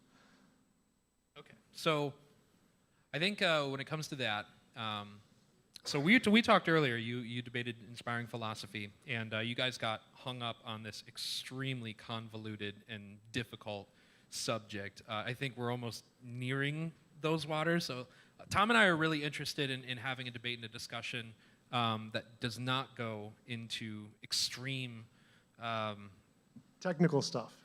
yeah, and it's something that is easy to get bogged down into, and the debate just becomes very uninteresting because you're hung on one topic for the whole time. But I would say when it comes to the personhood of God, without going any further, I think someone like Ed Feser's arguments, like the Aristotelian argument, for me confirm pretty boldly that personhood is something that would just naturally follow with the identity of God. But yeah, that's too much to unpack, and I'm sure you would have too much to say about it. So we'll kind of move on from that. Let's talk about the problem of evil, because I never got a chance to kind of rebut that. How big of a problem is the problem of evil for you? Well, it's not specifically the problem of evil. It's the variation. It's the problem of involuntary suffering. So there could be a reason to allow evil, but if there's something that could always be like a morally superior option, well, then that negates the reason to justify evil. So if you could always make something optional and say any good that could be allowed from experiencing suffering, that could be made better if you make it optional. So for example, you may learn something if you experience suffering. Well, if you said, well, you give this person the option where they can experience suffering and can experience learning, or they can be like, no, I don't really want that. I'm going to go over here and not do that. That's a morally superior option. And because it's morally superior, that means that if there's an all-good God, he would have to choose the morally superior option over the less moral option, the more immoral option. And that refutes the Christian God, because God is supposedly all good, but the world we live in has one major flaw. It wasn't optional, which means we can necessarily make it more moral. There's a morally superior option that God didn't choose. So we can't be perfectly moral. Okay. I think when it comes to some of the other arguments, you kind of plead for maybe there's a scientific explanation that we haven't discovered at some point. So, all right, you've given an answer, you've given a plausible answer, but it's not our only option. And I ask, what is the other option? And you kind of say, well, it's reasonable to just say, I don't know, but maybe there's other possibilities. And if those possibilities are maybe as likely, which I didn't think they were, but we'll move on from that. I'll just concede that point for this illustration. When you appeal to, yeah, but there must be another explanation, there could be something else, I think to remain consistent, you could probably say the same about the problem of evil. When you say that, well, I can imagine God could have say that there's a better option where he gives someone the option to choose according to their own free will, I would say that according to what you've said, maybe it would be consistent for you to say, but there could be another option. God may have other reasons for why things are the way that they are, and we haven't discovered it yet. So I think that's just as valid. I think when it comes to the problem of evil and suffering, typically I find that people, and not necessarily you, but people make two really big mistakes with that argument. The first is that they assume that if God could stop evil and suffering and he's good, then he would necessarily want to. The issue with that is we have lots of examples in our life where we permit lesser evils and suffering for greater goods. So the first example is childbirth. So a mother doesn't consider the pain and the anguish of childbirth after she's holding her baby. It was worth it in the end. She's holding something that's infinitely precious to her that pain could never take away. Or going to the dentist, it's incredibly painful, and yet it's suffering that you're choosing to go through for a greater good at the end. Or even something like going to war, World War II, fighting the good fight. That's a lot of people that were at war that were killed, but that's a lot of innocents killed as well. War is bloody and messy and terrible, but it was considered the righteous thing to go to war to stop the German machine from doing what it was doing. So I think the second thing that people think about the problem of evil is they say, if God is all-powerful, he can do anything. But I'm sure you're familiar with the free will defense. God can't create square circles. He can't create married bachelors. And he can't create people that have free will that always do what he wants. And so I think in that scenario, if God wants to create a world with free beings, I think it's no fault of God that we've messed it up. All right, so you brought up 3 points there. The first point was, well, couldn't there be some reason to allow suffering that we just don't know about yet? Well, the strength of my argument is that whatever that reason may be, you can always make it better, no matter what. You can say, well, let's take that reason and say, let's make it optional. Now we've just made it better.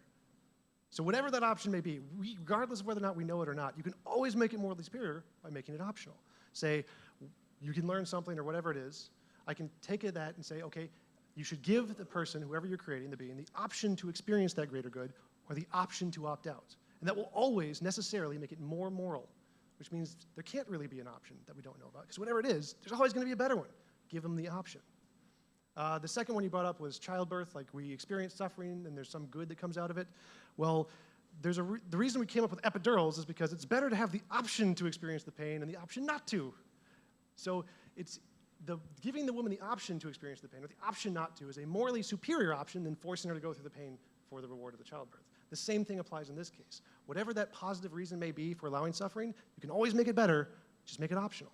And what was the third thing you said? The last one? God can't do the logically impossible.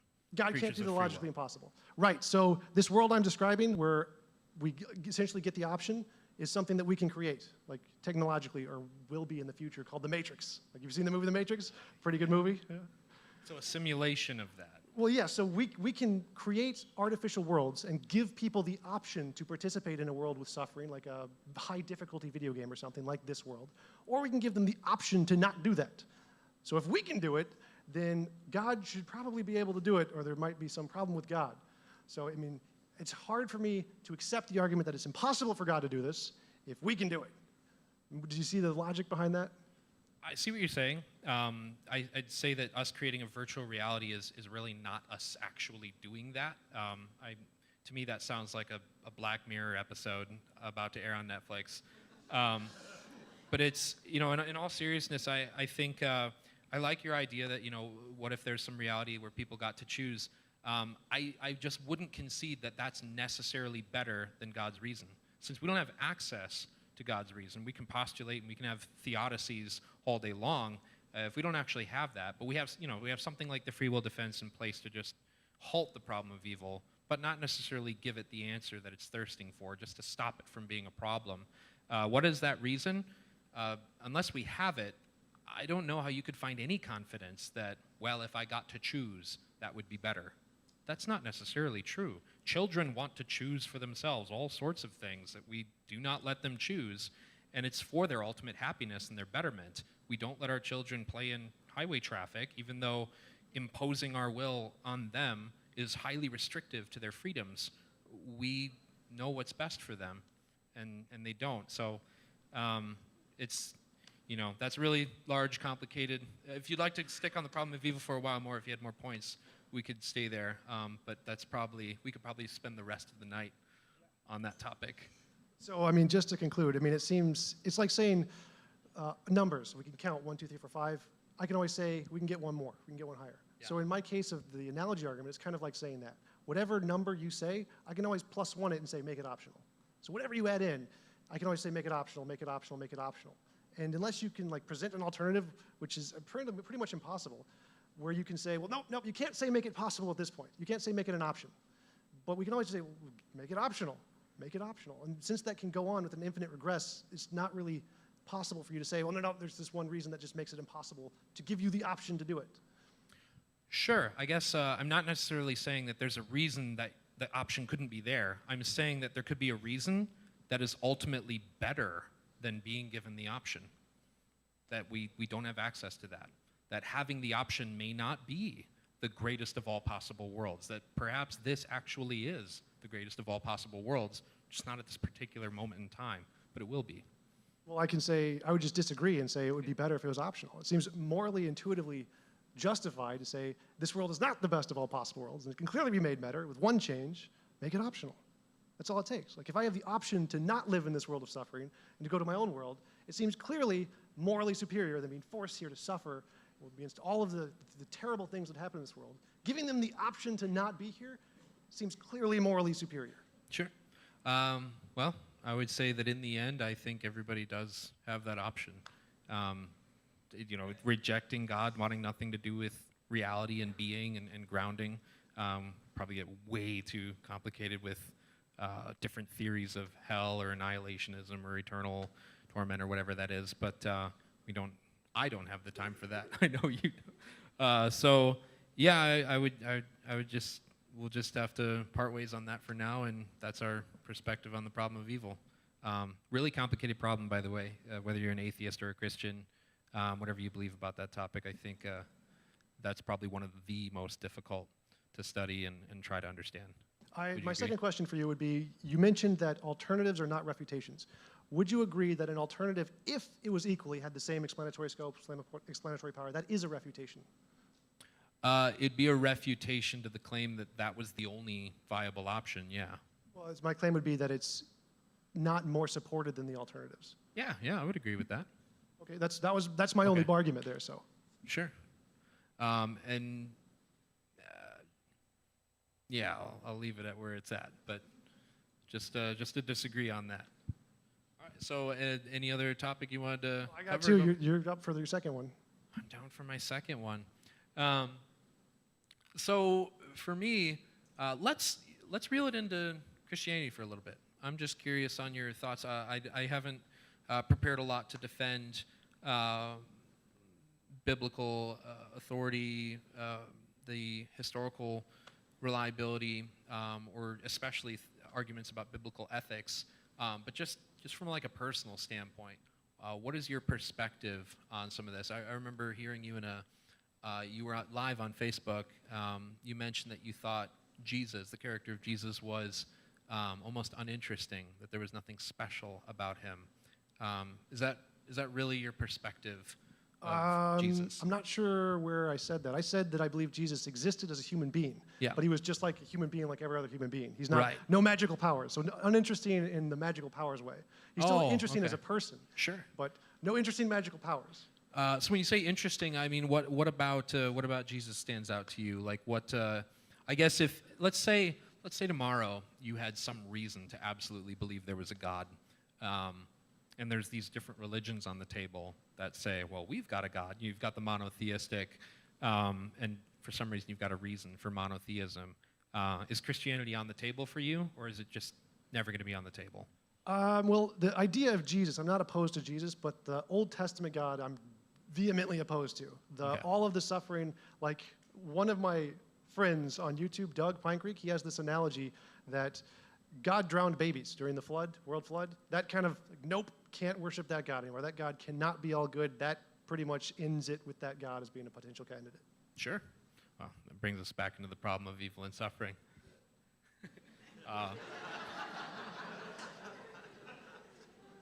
That's fair. It's very tempting. Every time it comes up, I'm like, let's jump in and do it. No, but it's like when you're hanging out with your Christian friends and they want to get into the debate about predestination versus free will, and then it's 3 a.m., and you work the next day, and you're like, why did I do this again? When will I learn? So, how much time do we have on our open dialogue? 6? James, you want to be a part of this? I would, but I'm honestly enjoying this so much that I would be happy to give you the last 6 minutes. I have to say that I don't want to put the pressure on you. This is one of the most enjoyable debates that I've gotten to listen to in so long. So we can go to the closing statements. I got more questions. Yeah. Excellent. I bet you guys love this part way more than me reading off my sheet. I'm like, Kalam, premise 3, and then Tom's like, naturalistic pineapple God. This is more fun. This is a lot more fun.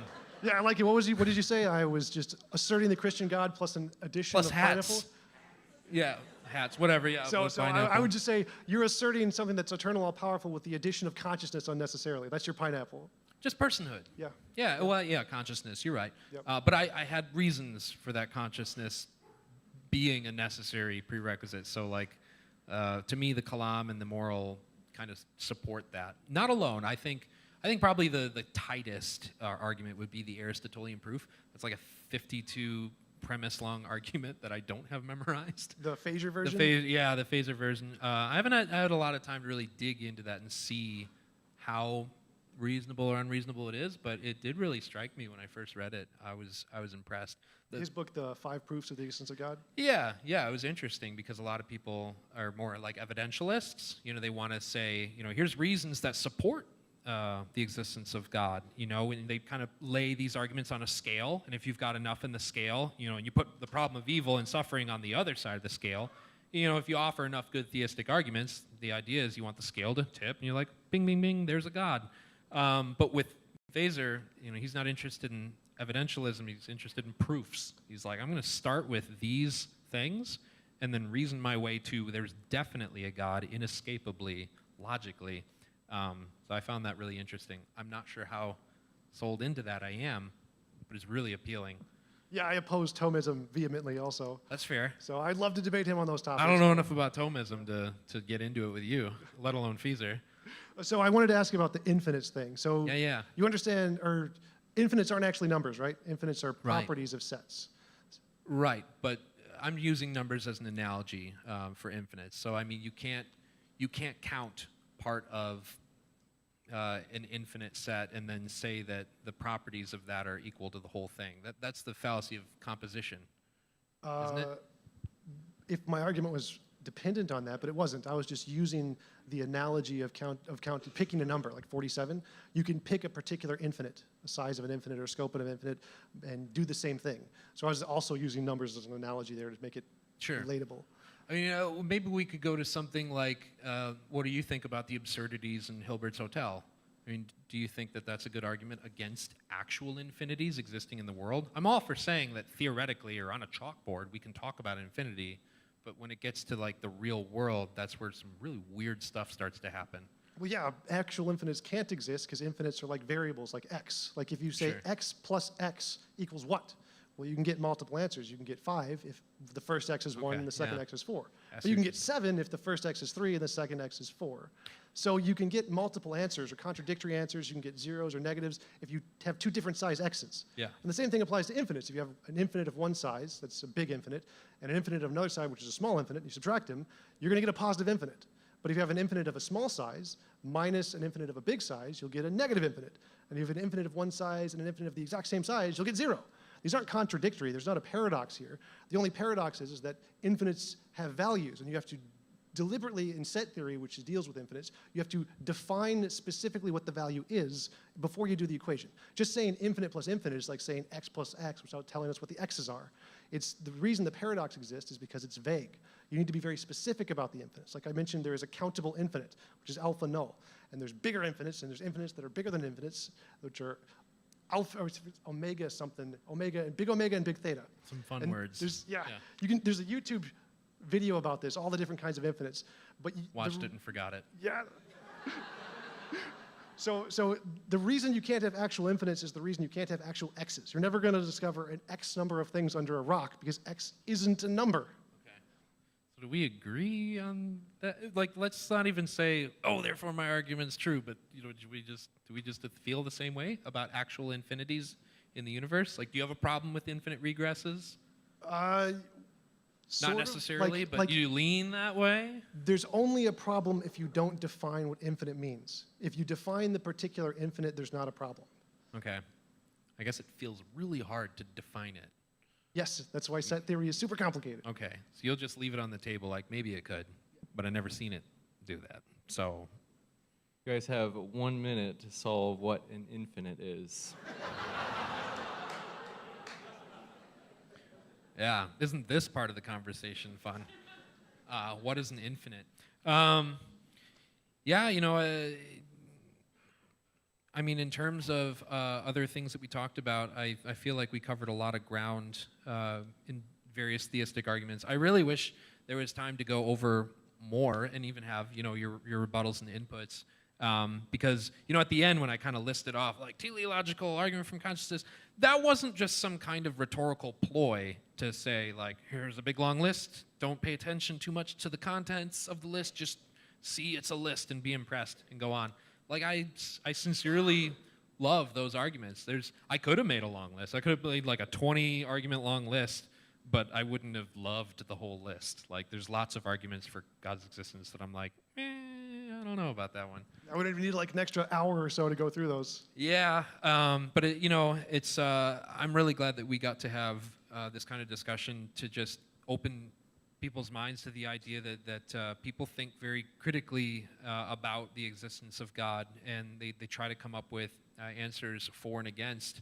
I guess largely we both share, would you say, that kind of desire that people would sort of get off of the train tracks, get off of the fence, to not be apatheists and try to delve through the issues, that not everybody needs to be an expert or a scholar, but that to think a little bit about some of these important issues, because our eternal destiny might rest on whether we're right or not.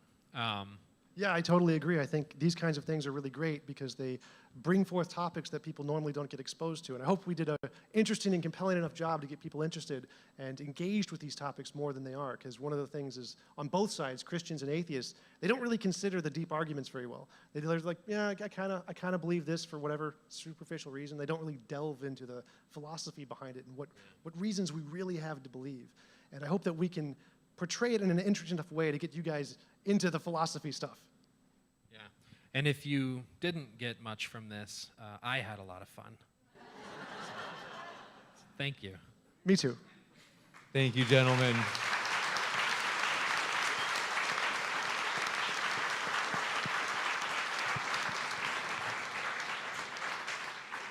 We will now move into the brief closing statements before Q&A. So each speaker will have 5 minutes to do their closing statement where you could say draw together the threads of the debate, and then, like I said, we will go to the Q&A. So for the Q&A, as mentioned, we will prioritize the questions from the audience, the live audience, and then if we run out of questions, we will go to questions from the live chat from the online stream.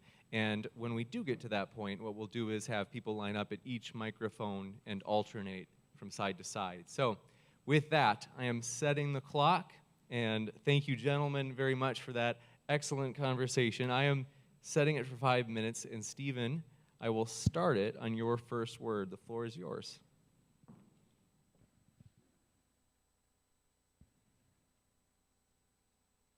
Drinking this really cold coffee feels strangely appropriate right now. That's where we started. So I talked to my dad earlier today, and he tried to give me, advice for the debate. Like, we went to lunch, and my dad's like, "Don't talk about the debate on lunch. He's going to be trying to, hear you out and get a beat on where you're going with it." And I was like, "Okay, Dad, sure." Just like, yeah. And at one part he told me, and I told him, "Dad, I don't know why, because I've preached in front of these people and I've spoken. I believe in the arguments and evidence, but for no reason apparently I feel really nervous." And he said, "If you just speak from the heart, that's all that you really need." And I remember when he said that, just kind of having this almost mocking attitude towards what he said. I'm like, "Dad, you don't understand. This is a philosophical debate, scientific debate. I can't be bringing anecdotal evidence or feelings. That's not going to convince anybody who's here thinking critically through the issues." But I think we've gone through some arguments. We've explored some premises. I've given some supporting reasons for what I believe in. And right now, for my closing statement, I believe my dad was right. I want to tell you the truth. I want to tell you what I really sincerely experience and believe. For me, these arguments are supportive of something that I know emphatically, something that I know as much as I know I think, therefore I am. My own existence is so obvious to me, and in the same way, Jesus Christ is so obvious to me. Out of all the arguments for whether or not you could know God exists, I think the most powerful is that you can experience God for yourself. That if you're searching for God, that tonight is not an accident. You're not here randomly. I sincerely believe that God is reaching out to you, that God cares about you, that God loves you. God has radically transformed my absolutely destitute life into what it is now.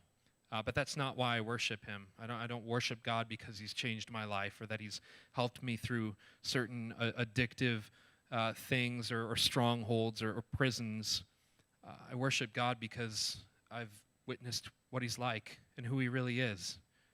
And that's why I'm here. That's why I'm doing this. God is the reason for living. He's the reason for everything. I love God. And if you don't know him, I want you to know that you can. And for me, that's the last argument that I offer. Not the first, but it's the last one. Thank you.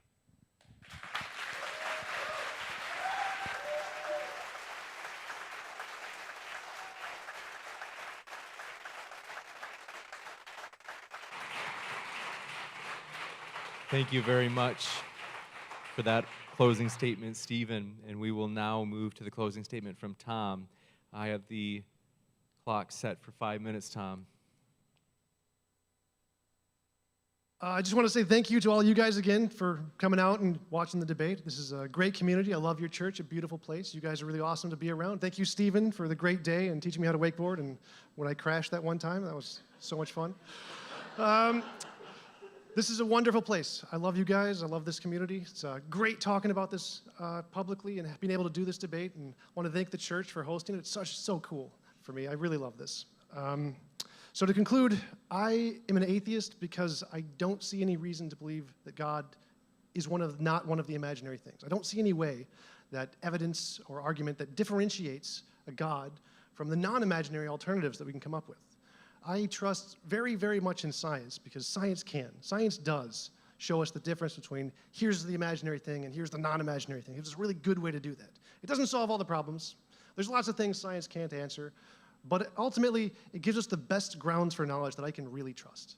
And Stephen said that we can know God tonight, and great, that would be awesome. Have him come to me like right now, present a gold brick. No gold brick. I mean, I've never seen a way to differentiate God from the imaginary. How do I know him? Like, I've prayed. I used to be a Christian. I grew up, brought up in a Catholic household, went to church, went to Christian schools, all the stuff for up until high school. And I prayed every day. But I never heard, none of my prayers were ever answered. I never heard this meeting Jesus that Stephen talks about. Like, where is this? I mean, I tried pretty hard, and I never heard anything. None of my prayers were ever answered. And it's not just me. This is a big part of the atheist community. We try to meet God. We really, really do. But we hear crickets, and that's it. So it's also really, really hard for me to believe in God because of the whole problem of suffering thing, but don't want to get back into that. So that's essentially my position. It's just I want the evidence. I want some way to differentiate a God from one of the imaginary alternatives, and I don't see it. That's why I'm an atheist. Thank you.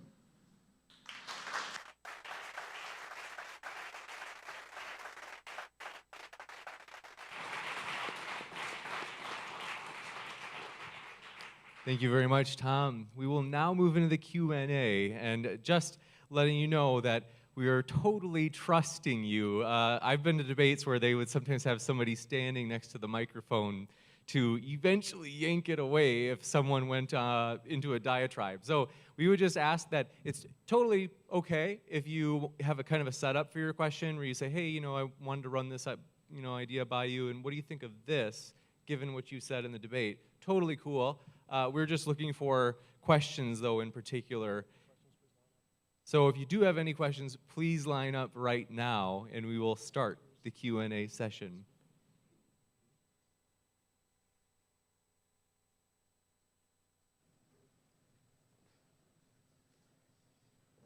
That's totally up to you.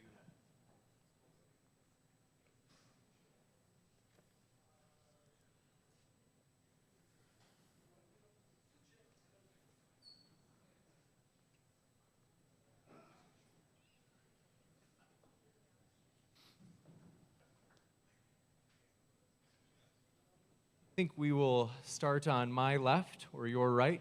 If you'd like to ask the first question, and of course, if you want to just mention who your question is for at the beginning, and if you'd like, you can ask the question to both speakers as well. Okay. Well, first, I just want to say you guys it's pretty awesome just seeing the dedication, just how much of your time that you guys both spend to study, and it's definitely not my conviction to, be as deep into a lot of these issues as you guys are, but it's super cool just to see, what you guys both do, and so I'm much more simple-minded as far as a lot of things go. But, so this question is for Tom. So I heard you use a lot of the terms if and could and possibly and unknown natural when addressing, just different topics, scientific or otherwise. But science does name concepts by name, not unknown. And you say that science stops at what can't be tested. You also say that science gives us a way to differentiate between the imaginary and not imaginary. So most in the scientific community, and this may not be you, but most in the scientific community that I'm aware of anyway, they name spontaneous generation, for instance, as the origin of the first life form, which is the foundation, really, of, from the first life form till we got here. It's a concept that's deduced to make a bridge between no life and life, because we can all agree that we're alive in here. Well, most people would probably agree with that. Most of us. Yeah, right, most of us. I object. So Sorry. Spontaneous generation kind of being the bridge between no life and life. It has not been tested or duplicated even once in a lab, making it not scientific. It is just a theory. So would that widely accepted theory be equal or have more merit than deistic creation? Well, taking the position we don't know would have more merit. So we could come up with an explanation. In fact, there are lots and lots of different hypothetical explanations of the origin of life, abiogenesis. Mm-hmm. And recently, we actually have seen a lot of progress in this. So we've seen RNA, which is the foundation of DNA, being made by itself on clay. So we've seen the basis of DNA forming from lifeless inorganic material on its own, on clay. And then That's someone all placed there. What? That's someone all put together in one place. No, this is on its own. They just put it. Okay. Just put it together. It forms on its own in clay, and we can know a DNA can form from RNA. I actually had a debate on this with Dr. Fuzz Rana from Reasons to Believe. Mm-hmm. So we've actually been making lots and lots of progress on this, and it seems like this is just one of those unknown things, like lightning. 2,000 years ago, we couldn't explain lightning. Correct. So is Zeus a better explanation than we don't know? We're going to withhold judgment until we have evidence? Well, I'd say no. I'd say the best explanation is we're going to withhold judgment until we have better evidence. For example, it's like induction. If we see white goose, white goose, white goose, white goose, white goose, and then we see a blank, the next best explanation is either we don't know or white goose. It's not black goose. And as far as we can tell, throughout all of history, all of the discoveries that have ever been made have always been natural. So we have natural explanation, natural explanation, natural explanation. So the next most reasonable conclusion is that the next unknown is probably going to be a natural explanation, not a supernatural one. Okay. And I would say the same thing about life. Okay, thank you. Would I be able to have a 30-second, I guess, quick on that? So when it comes to arguments for God based off of microbiology, I personally, I don't really utilize that. If that's something that you're passionate about and can utilize that well, that's cool. I think it's easier and more potent to go with like the fine-tuning argument, because it's more or less the same argument, but with fine-tuning, it's on a grander and even more difficult scale. Like the cosmological constant is tuned to 10 to 120th power. That's insane. That's an inconceivable number. So I think that cosmology is easy enough that you wouldn't have to appeal to biology for the fine-tuning of life. But yeah, that's all I had on that. Testing? Quicker question? Is this working? All right. Hello. So the fun one, I have a couple-part question because, well, I had some questions, but then I had to rewrite my questions because Stephen literally covered what my questions were. Good job, by the way. Like, I'll show you later. It's like word for word.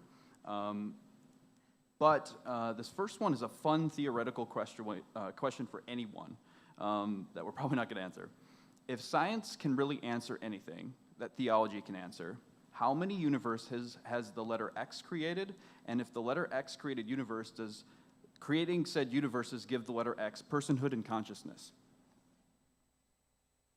I think Who are you asking?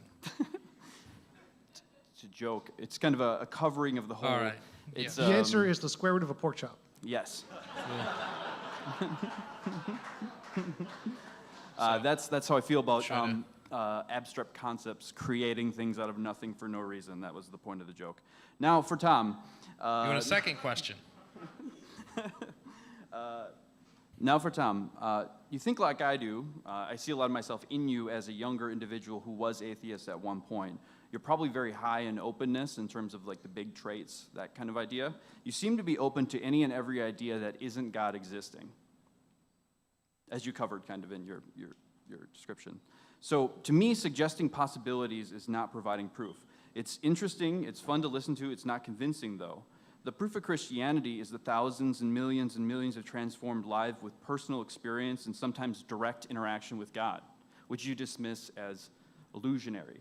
So why is it that if we were to say, take a judgment of beauty, which is something that, as Stephen talked about, can't be determined by science, we would say this is the most attractive person in America today. We would not use a scientific method to do that. And what I believe is God, in terms of experiencing him, has decided to not use science as a method to determine who he is. It's almost like he's hiding from science. Why are you determined to prove him through something it's obvious he doesn't want to be proved through, if that makes sense?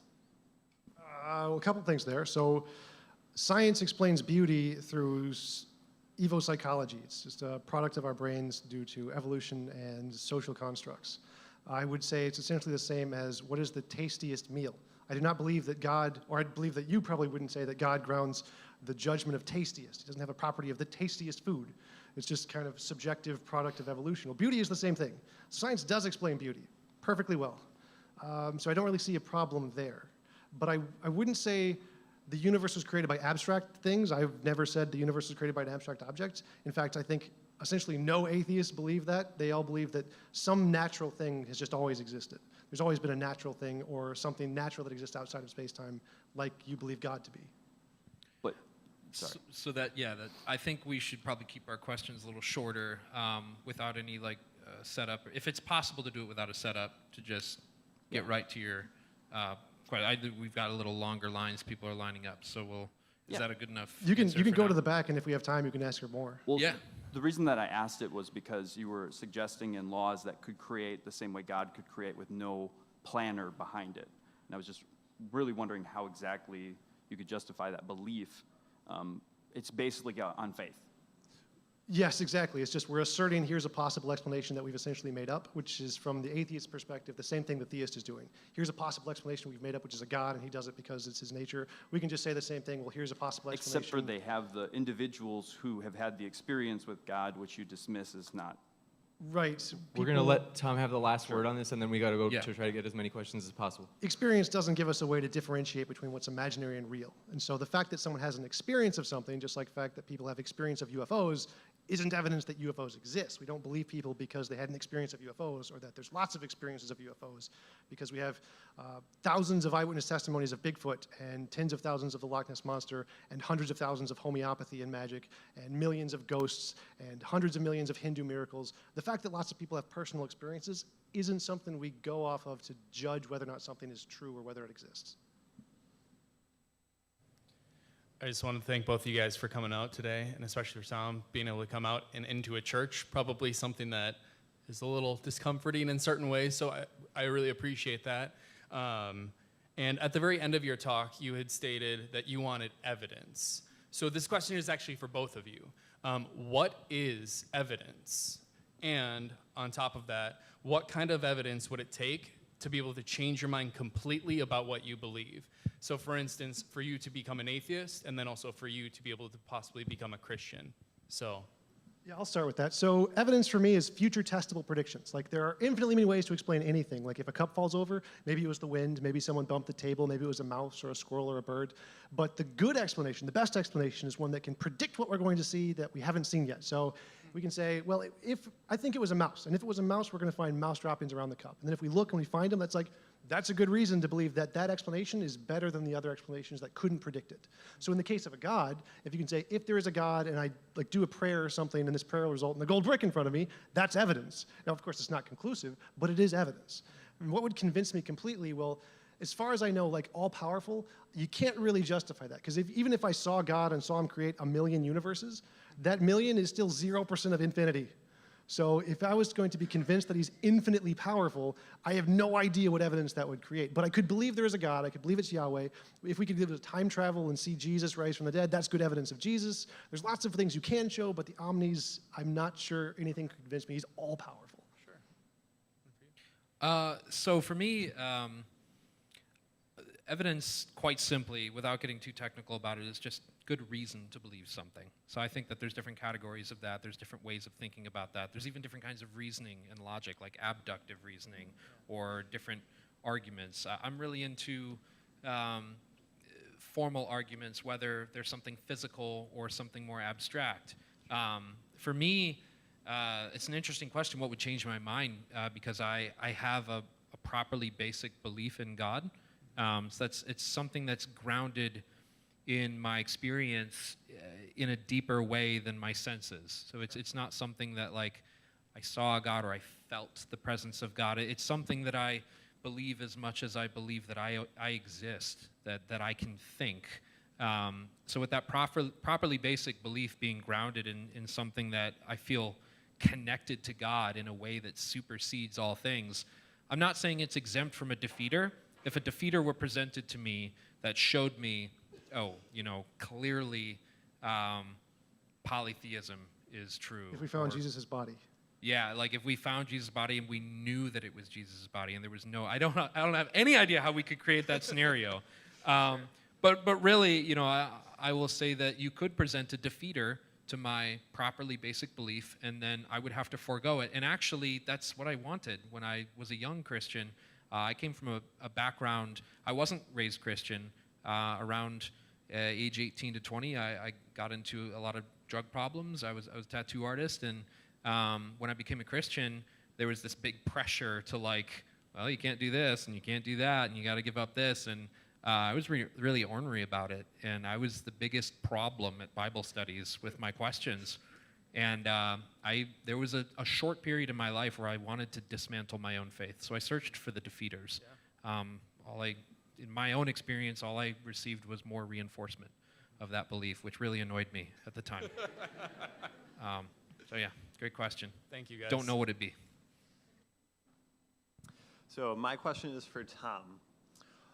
Assuming that you're concerned with being consistent in your worldview, that is, everything logically fits together and makes sense. I'm assuming you affirm determinism, since I would assume you are a naturalist. Do you believe that there's objective meaning to your life? Yes, I am a determinist, and I do believe in objective meaning, and you don't need to have free will to have that. From the atheist standpoint, meaning doesn't need to be given from some kind of magical source outside. We believe in objective morality, just like we believe in meaning and all those other things, even without a God.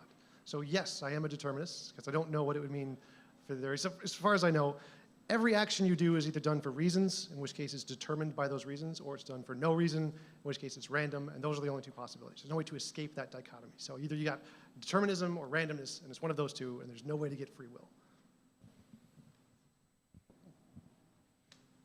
Question for Tom. I was wondering how your epistemology accords with historiography, or where they intersect.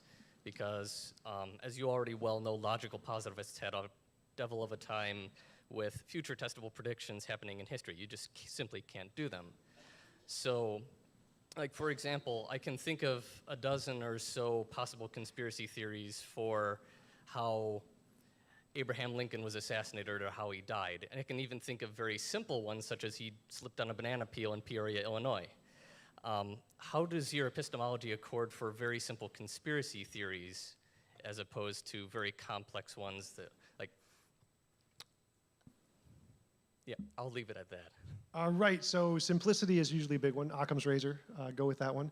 But I'm not a logical positivist, so that was pretty well defeated a long time ago.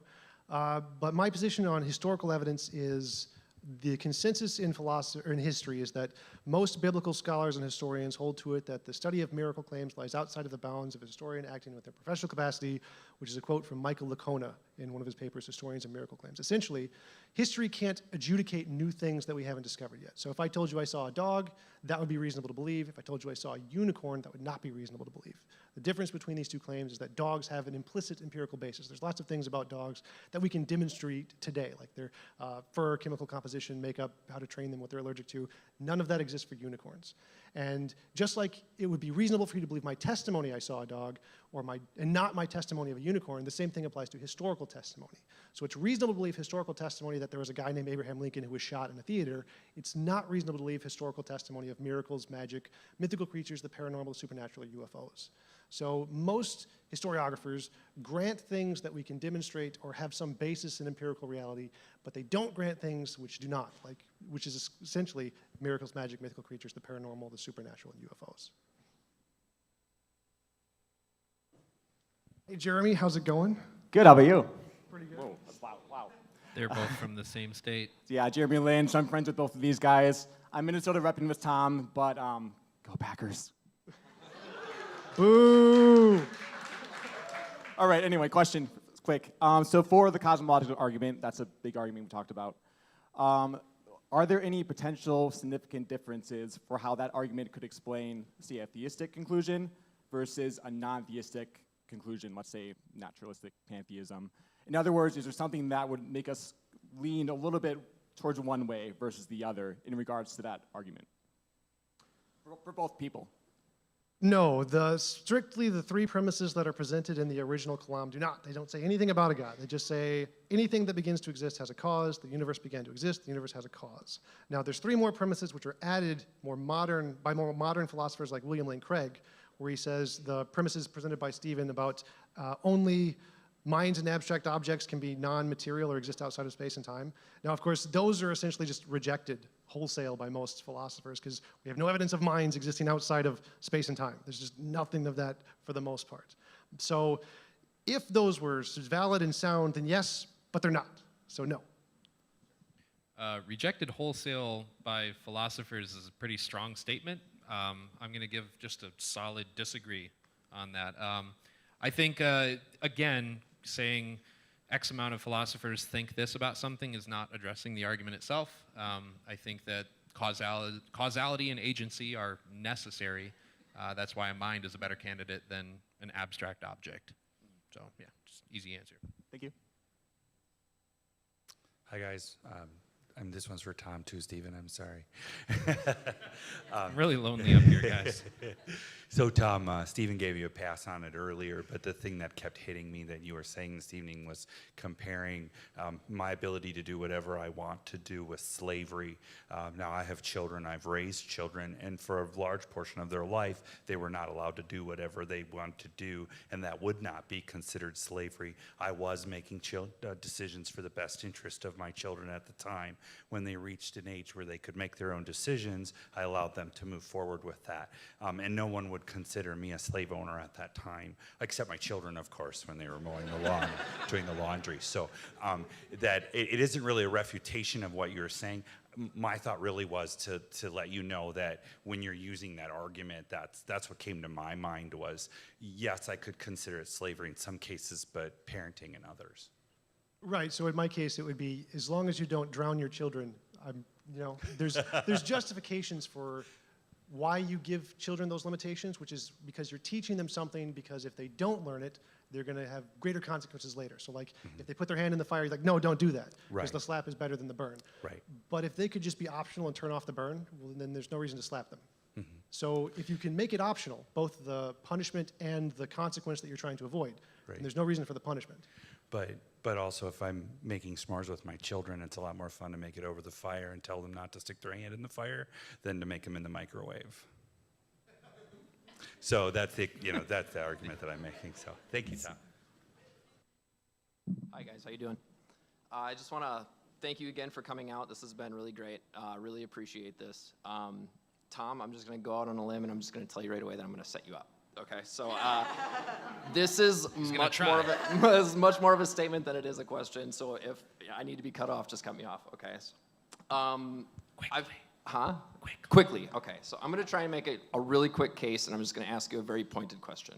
So my case is that you say you're knowledgeable about quantum physics. Relatively. Okay. That's good. Okay. So the dualistic nature of reality is that things are open until they're closed, right? And so Particle wave duality. I'm sorry? Particle wave duality. Correct, right. So my claim is that Psalm 19 says that the firmament declares the works of God, that the glory of God is seen in the creation. And if we can look at quantum physics and say that something is open until it's closed, and what makes the difference is that we observe it, kind of gives credence to the object of faith as a tangible thing. And so I bring this up to kind of point a question at you and say that, isn't it possible that the Bible in its entirety and every claim that it makes could possibly close the system for you and just say that if I would put my trust completely and wholeheartedly in the name, again, something tangible, the name of Jesus Christ and what he did, and Paul also makes that claim in the New Testament where he says, if Christ was raised from the dead, then everything has credence. If he was not raised from the dead, then nothing, all of our faith is worthless. And so there's a lot of really simple arguments in the Bible where it just makes the statement that says, if, Occam's razor, it's very simple, the simple gospel. And taking the Bible in its entirety can, I believe, for an individual, close that system. And there are perfectly good explanations for the problem of evil if it's taken in the entirety of Scripture. And so my only question, again, I told you I would set you up. My only question is that if you could put your faith in the name of Jesus Christ, could that close the circuit for you to say, yes, it's true? Because there is a definite and an indefinite, and what it takes is the object of faith. Well, I've tried it. I mean, I was a devout Christian for 18 years of my life, so most of my life, or almost 18 years. And most atheists were the same way. I mean, atheists are usually people who have really sought and strived extremely difficultly, read the Bible many times, prayed over and over and over again, and completely devoted their lives to Jesus, and to find out it wasn't working, there wasn't anything there. So it's possible, anything's possible. But the majority of atheists would say, no, I've already done that, it didn't work. Okay, thank you. Would you agree that we got to have faster questions? James, how long does I it was say? about to cut that one off. So it is true. We want to keep it as fast as possible. I hate cutting in. Less set up, just pure question, 10 seconds or less if you can. Really try to, because there's more people that want to ask questions, and then of course we have to wrap up the debate as well. So. Hi guys, thank you very much. I just want to make an argument, and my question for you is if you agree or you do not agree. The argument is based on, I see like science versus theology, like the clash of the titans. So let's see if we can find a common ground in between theology and science. Let's say this book is the absolute truth. Nothing else apart of this book is the truth. So science is like a witness who start opening page by page, unfolding all the absolute truth, but little by little. We don't know anything yet, but science is pretty much unfolding this book till they finish and all the truth is known. So my question is, do you agree with my argument? I would say no. I mean, science says there is essentially no such thing as absolute truth. Everything is tentative. Everything is provisional. Everything we could know could change in the future. We could be in the Matrix. We have no idea. Everything science does is just, this is the best we can do by making combinations of the things we can verify, and that's it, and we stop. It's very, very small. The things we can know with science are infinitesimal percentage of what's out there. So science doesn't make any claims about absolute truth, and that's why science and religion are incompatible in many ways. It's because science says, we need to get rid of this idea that we're going to get to the absolute truth, because nothing we know even qualifies or comes close, and religion says, we can know the absolute truth, it's this God.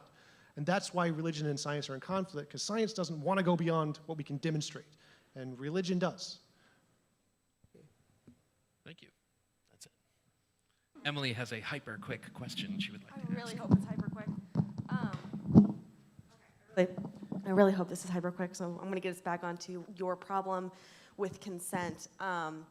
That you said that, I want to create my own world, and he should give us the option to have consent. Okay, consent does not exactly imply ability, so you don't have the ability to create your own world, I'm guessing. So let's start with that premise. With that premise, with all that you have experienced up until now, with all the things in your future, for your life, do you consent to your life? I do not consent to being forced to live here against my will. I do not consent to suffering. I do not consent to hunger. I do not consent to strife. I'm not asking that. I'm asking if he gave you the option and you couldn't create your own world. I'm asking, with everything that you have experienced in this life, good and bad, and everything in the future, and only your life, because that's really all you have control of, would you consent to it? I'm not sure. I'd have to think about it. Okay. And then on the other side, if you did have, it's just the opposite. The opposite question is, if you could create your own world, because you can't create humans, because that would make a slave owner yourself, would you choose your world or his world?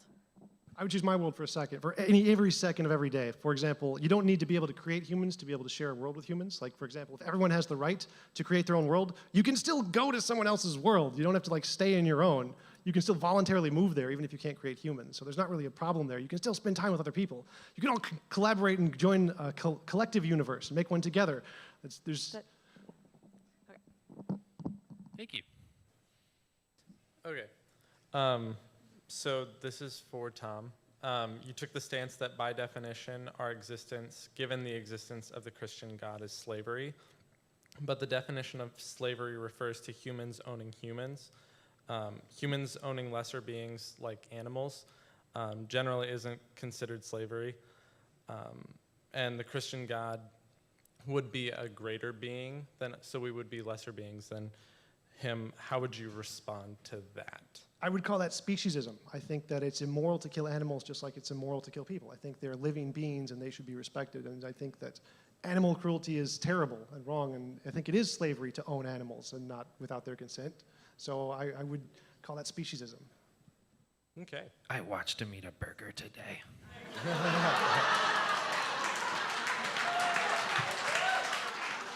All right. Next question. Breaks this thing. You know how much I hate talking in front of people, Stephen. Thank you. You know that. This is a big moment. Oh yeah, I'm petrified right now. So Tom, I had a question for you. Sorry, Stephen, you get to be ignored again. For the whole evil and suffering thing, simple question for you. Have you ever gone through anything difficult in your life? Nah.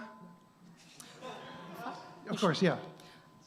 Did you become a better person because of it? Sometimes yes, sometimes no. Fair enough. And then my other thing for the slavery, and I'm going to be the weirdo in the group. I'm agnostic, so I'm not even anything close to either, whatever you guys are. I just kind of decide not to be ignorant enough to not believe there's something, because I definitely know I'm definitely not at the top of that food chain. But if you choose God, as Stephen has, is that then considered slavery still, if you choose to follow him? No, not if you choose to. All right, that's all I had. Good questions. Super excited about being here tonight. I was looking forward to it all week. Tom, this is for you. So my father taught me right from wrong, yet I still made my own decisions, good or bad. It's my biological father I'm talking about. My father allowed me to have free will. My father made me mow the lawn, shovel the snow, chop wood, because I obeyed my father, yet I never felt like a slave. My father knows me better than anyone could ever know me. My biological father I'm talking about again. yet he can see the best and worst in me. My Father can predict with perfect accuracy poor decisions I make, and he's not supernatural. Yet, my Father's not surprised when I do wrong, but yet he's angry at the poor decision I made that he knew I would make. He's still angry. My Father did punish me for wrongdoings, and once he took it way too far. And he promised never to do it again. And he kept his promise.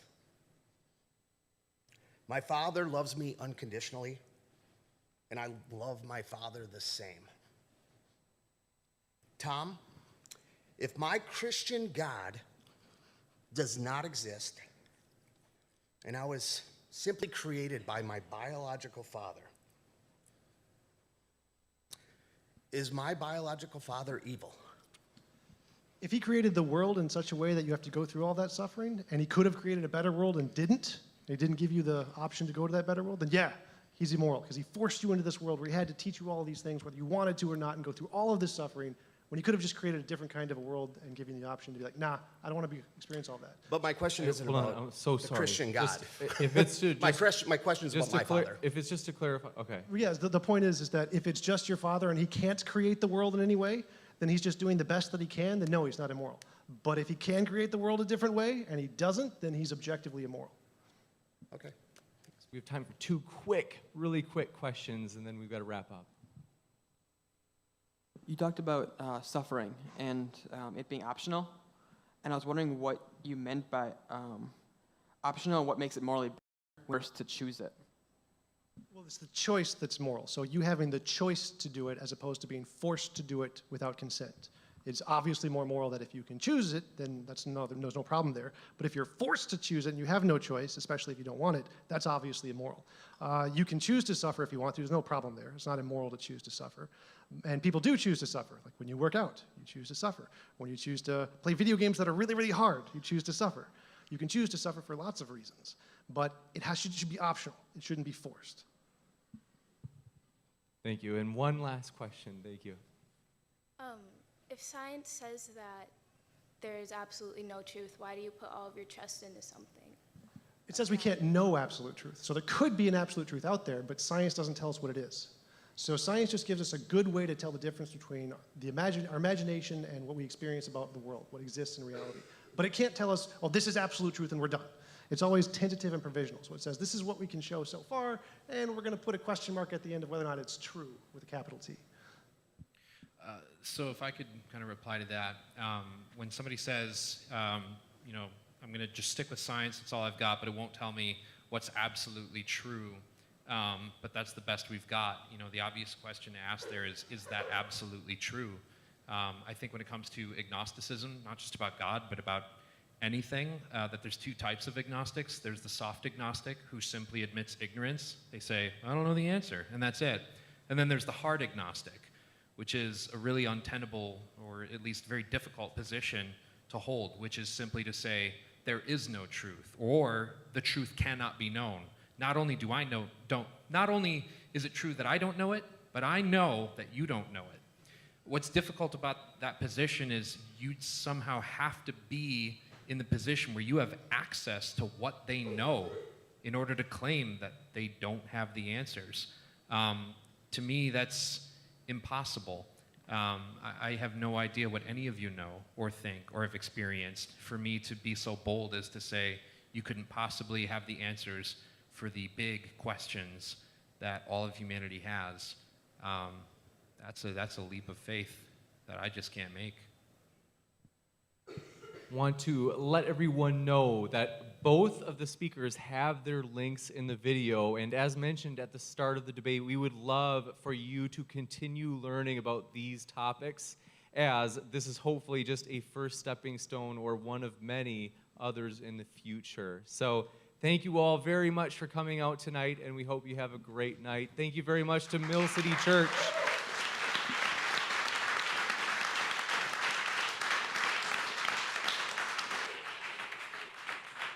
a huge thanks to Mill City Church for hosting and letting us use their equipment and everything just completely generously. We really appreciate everything.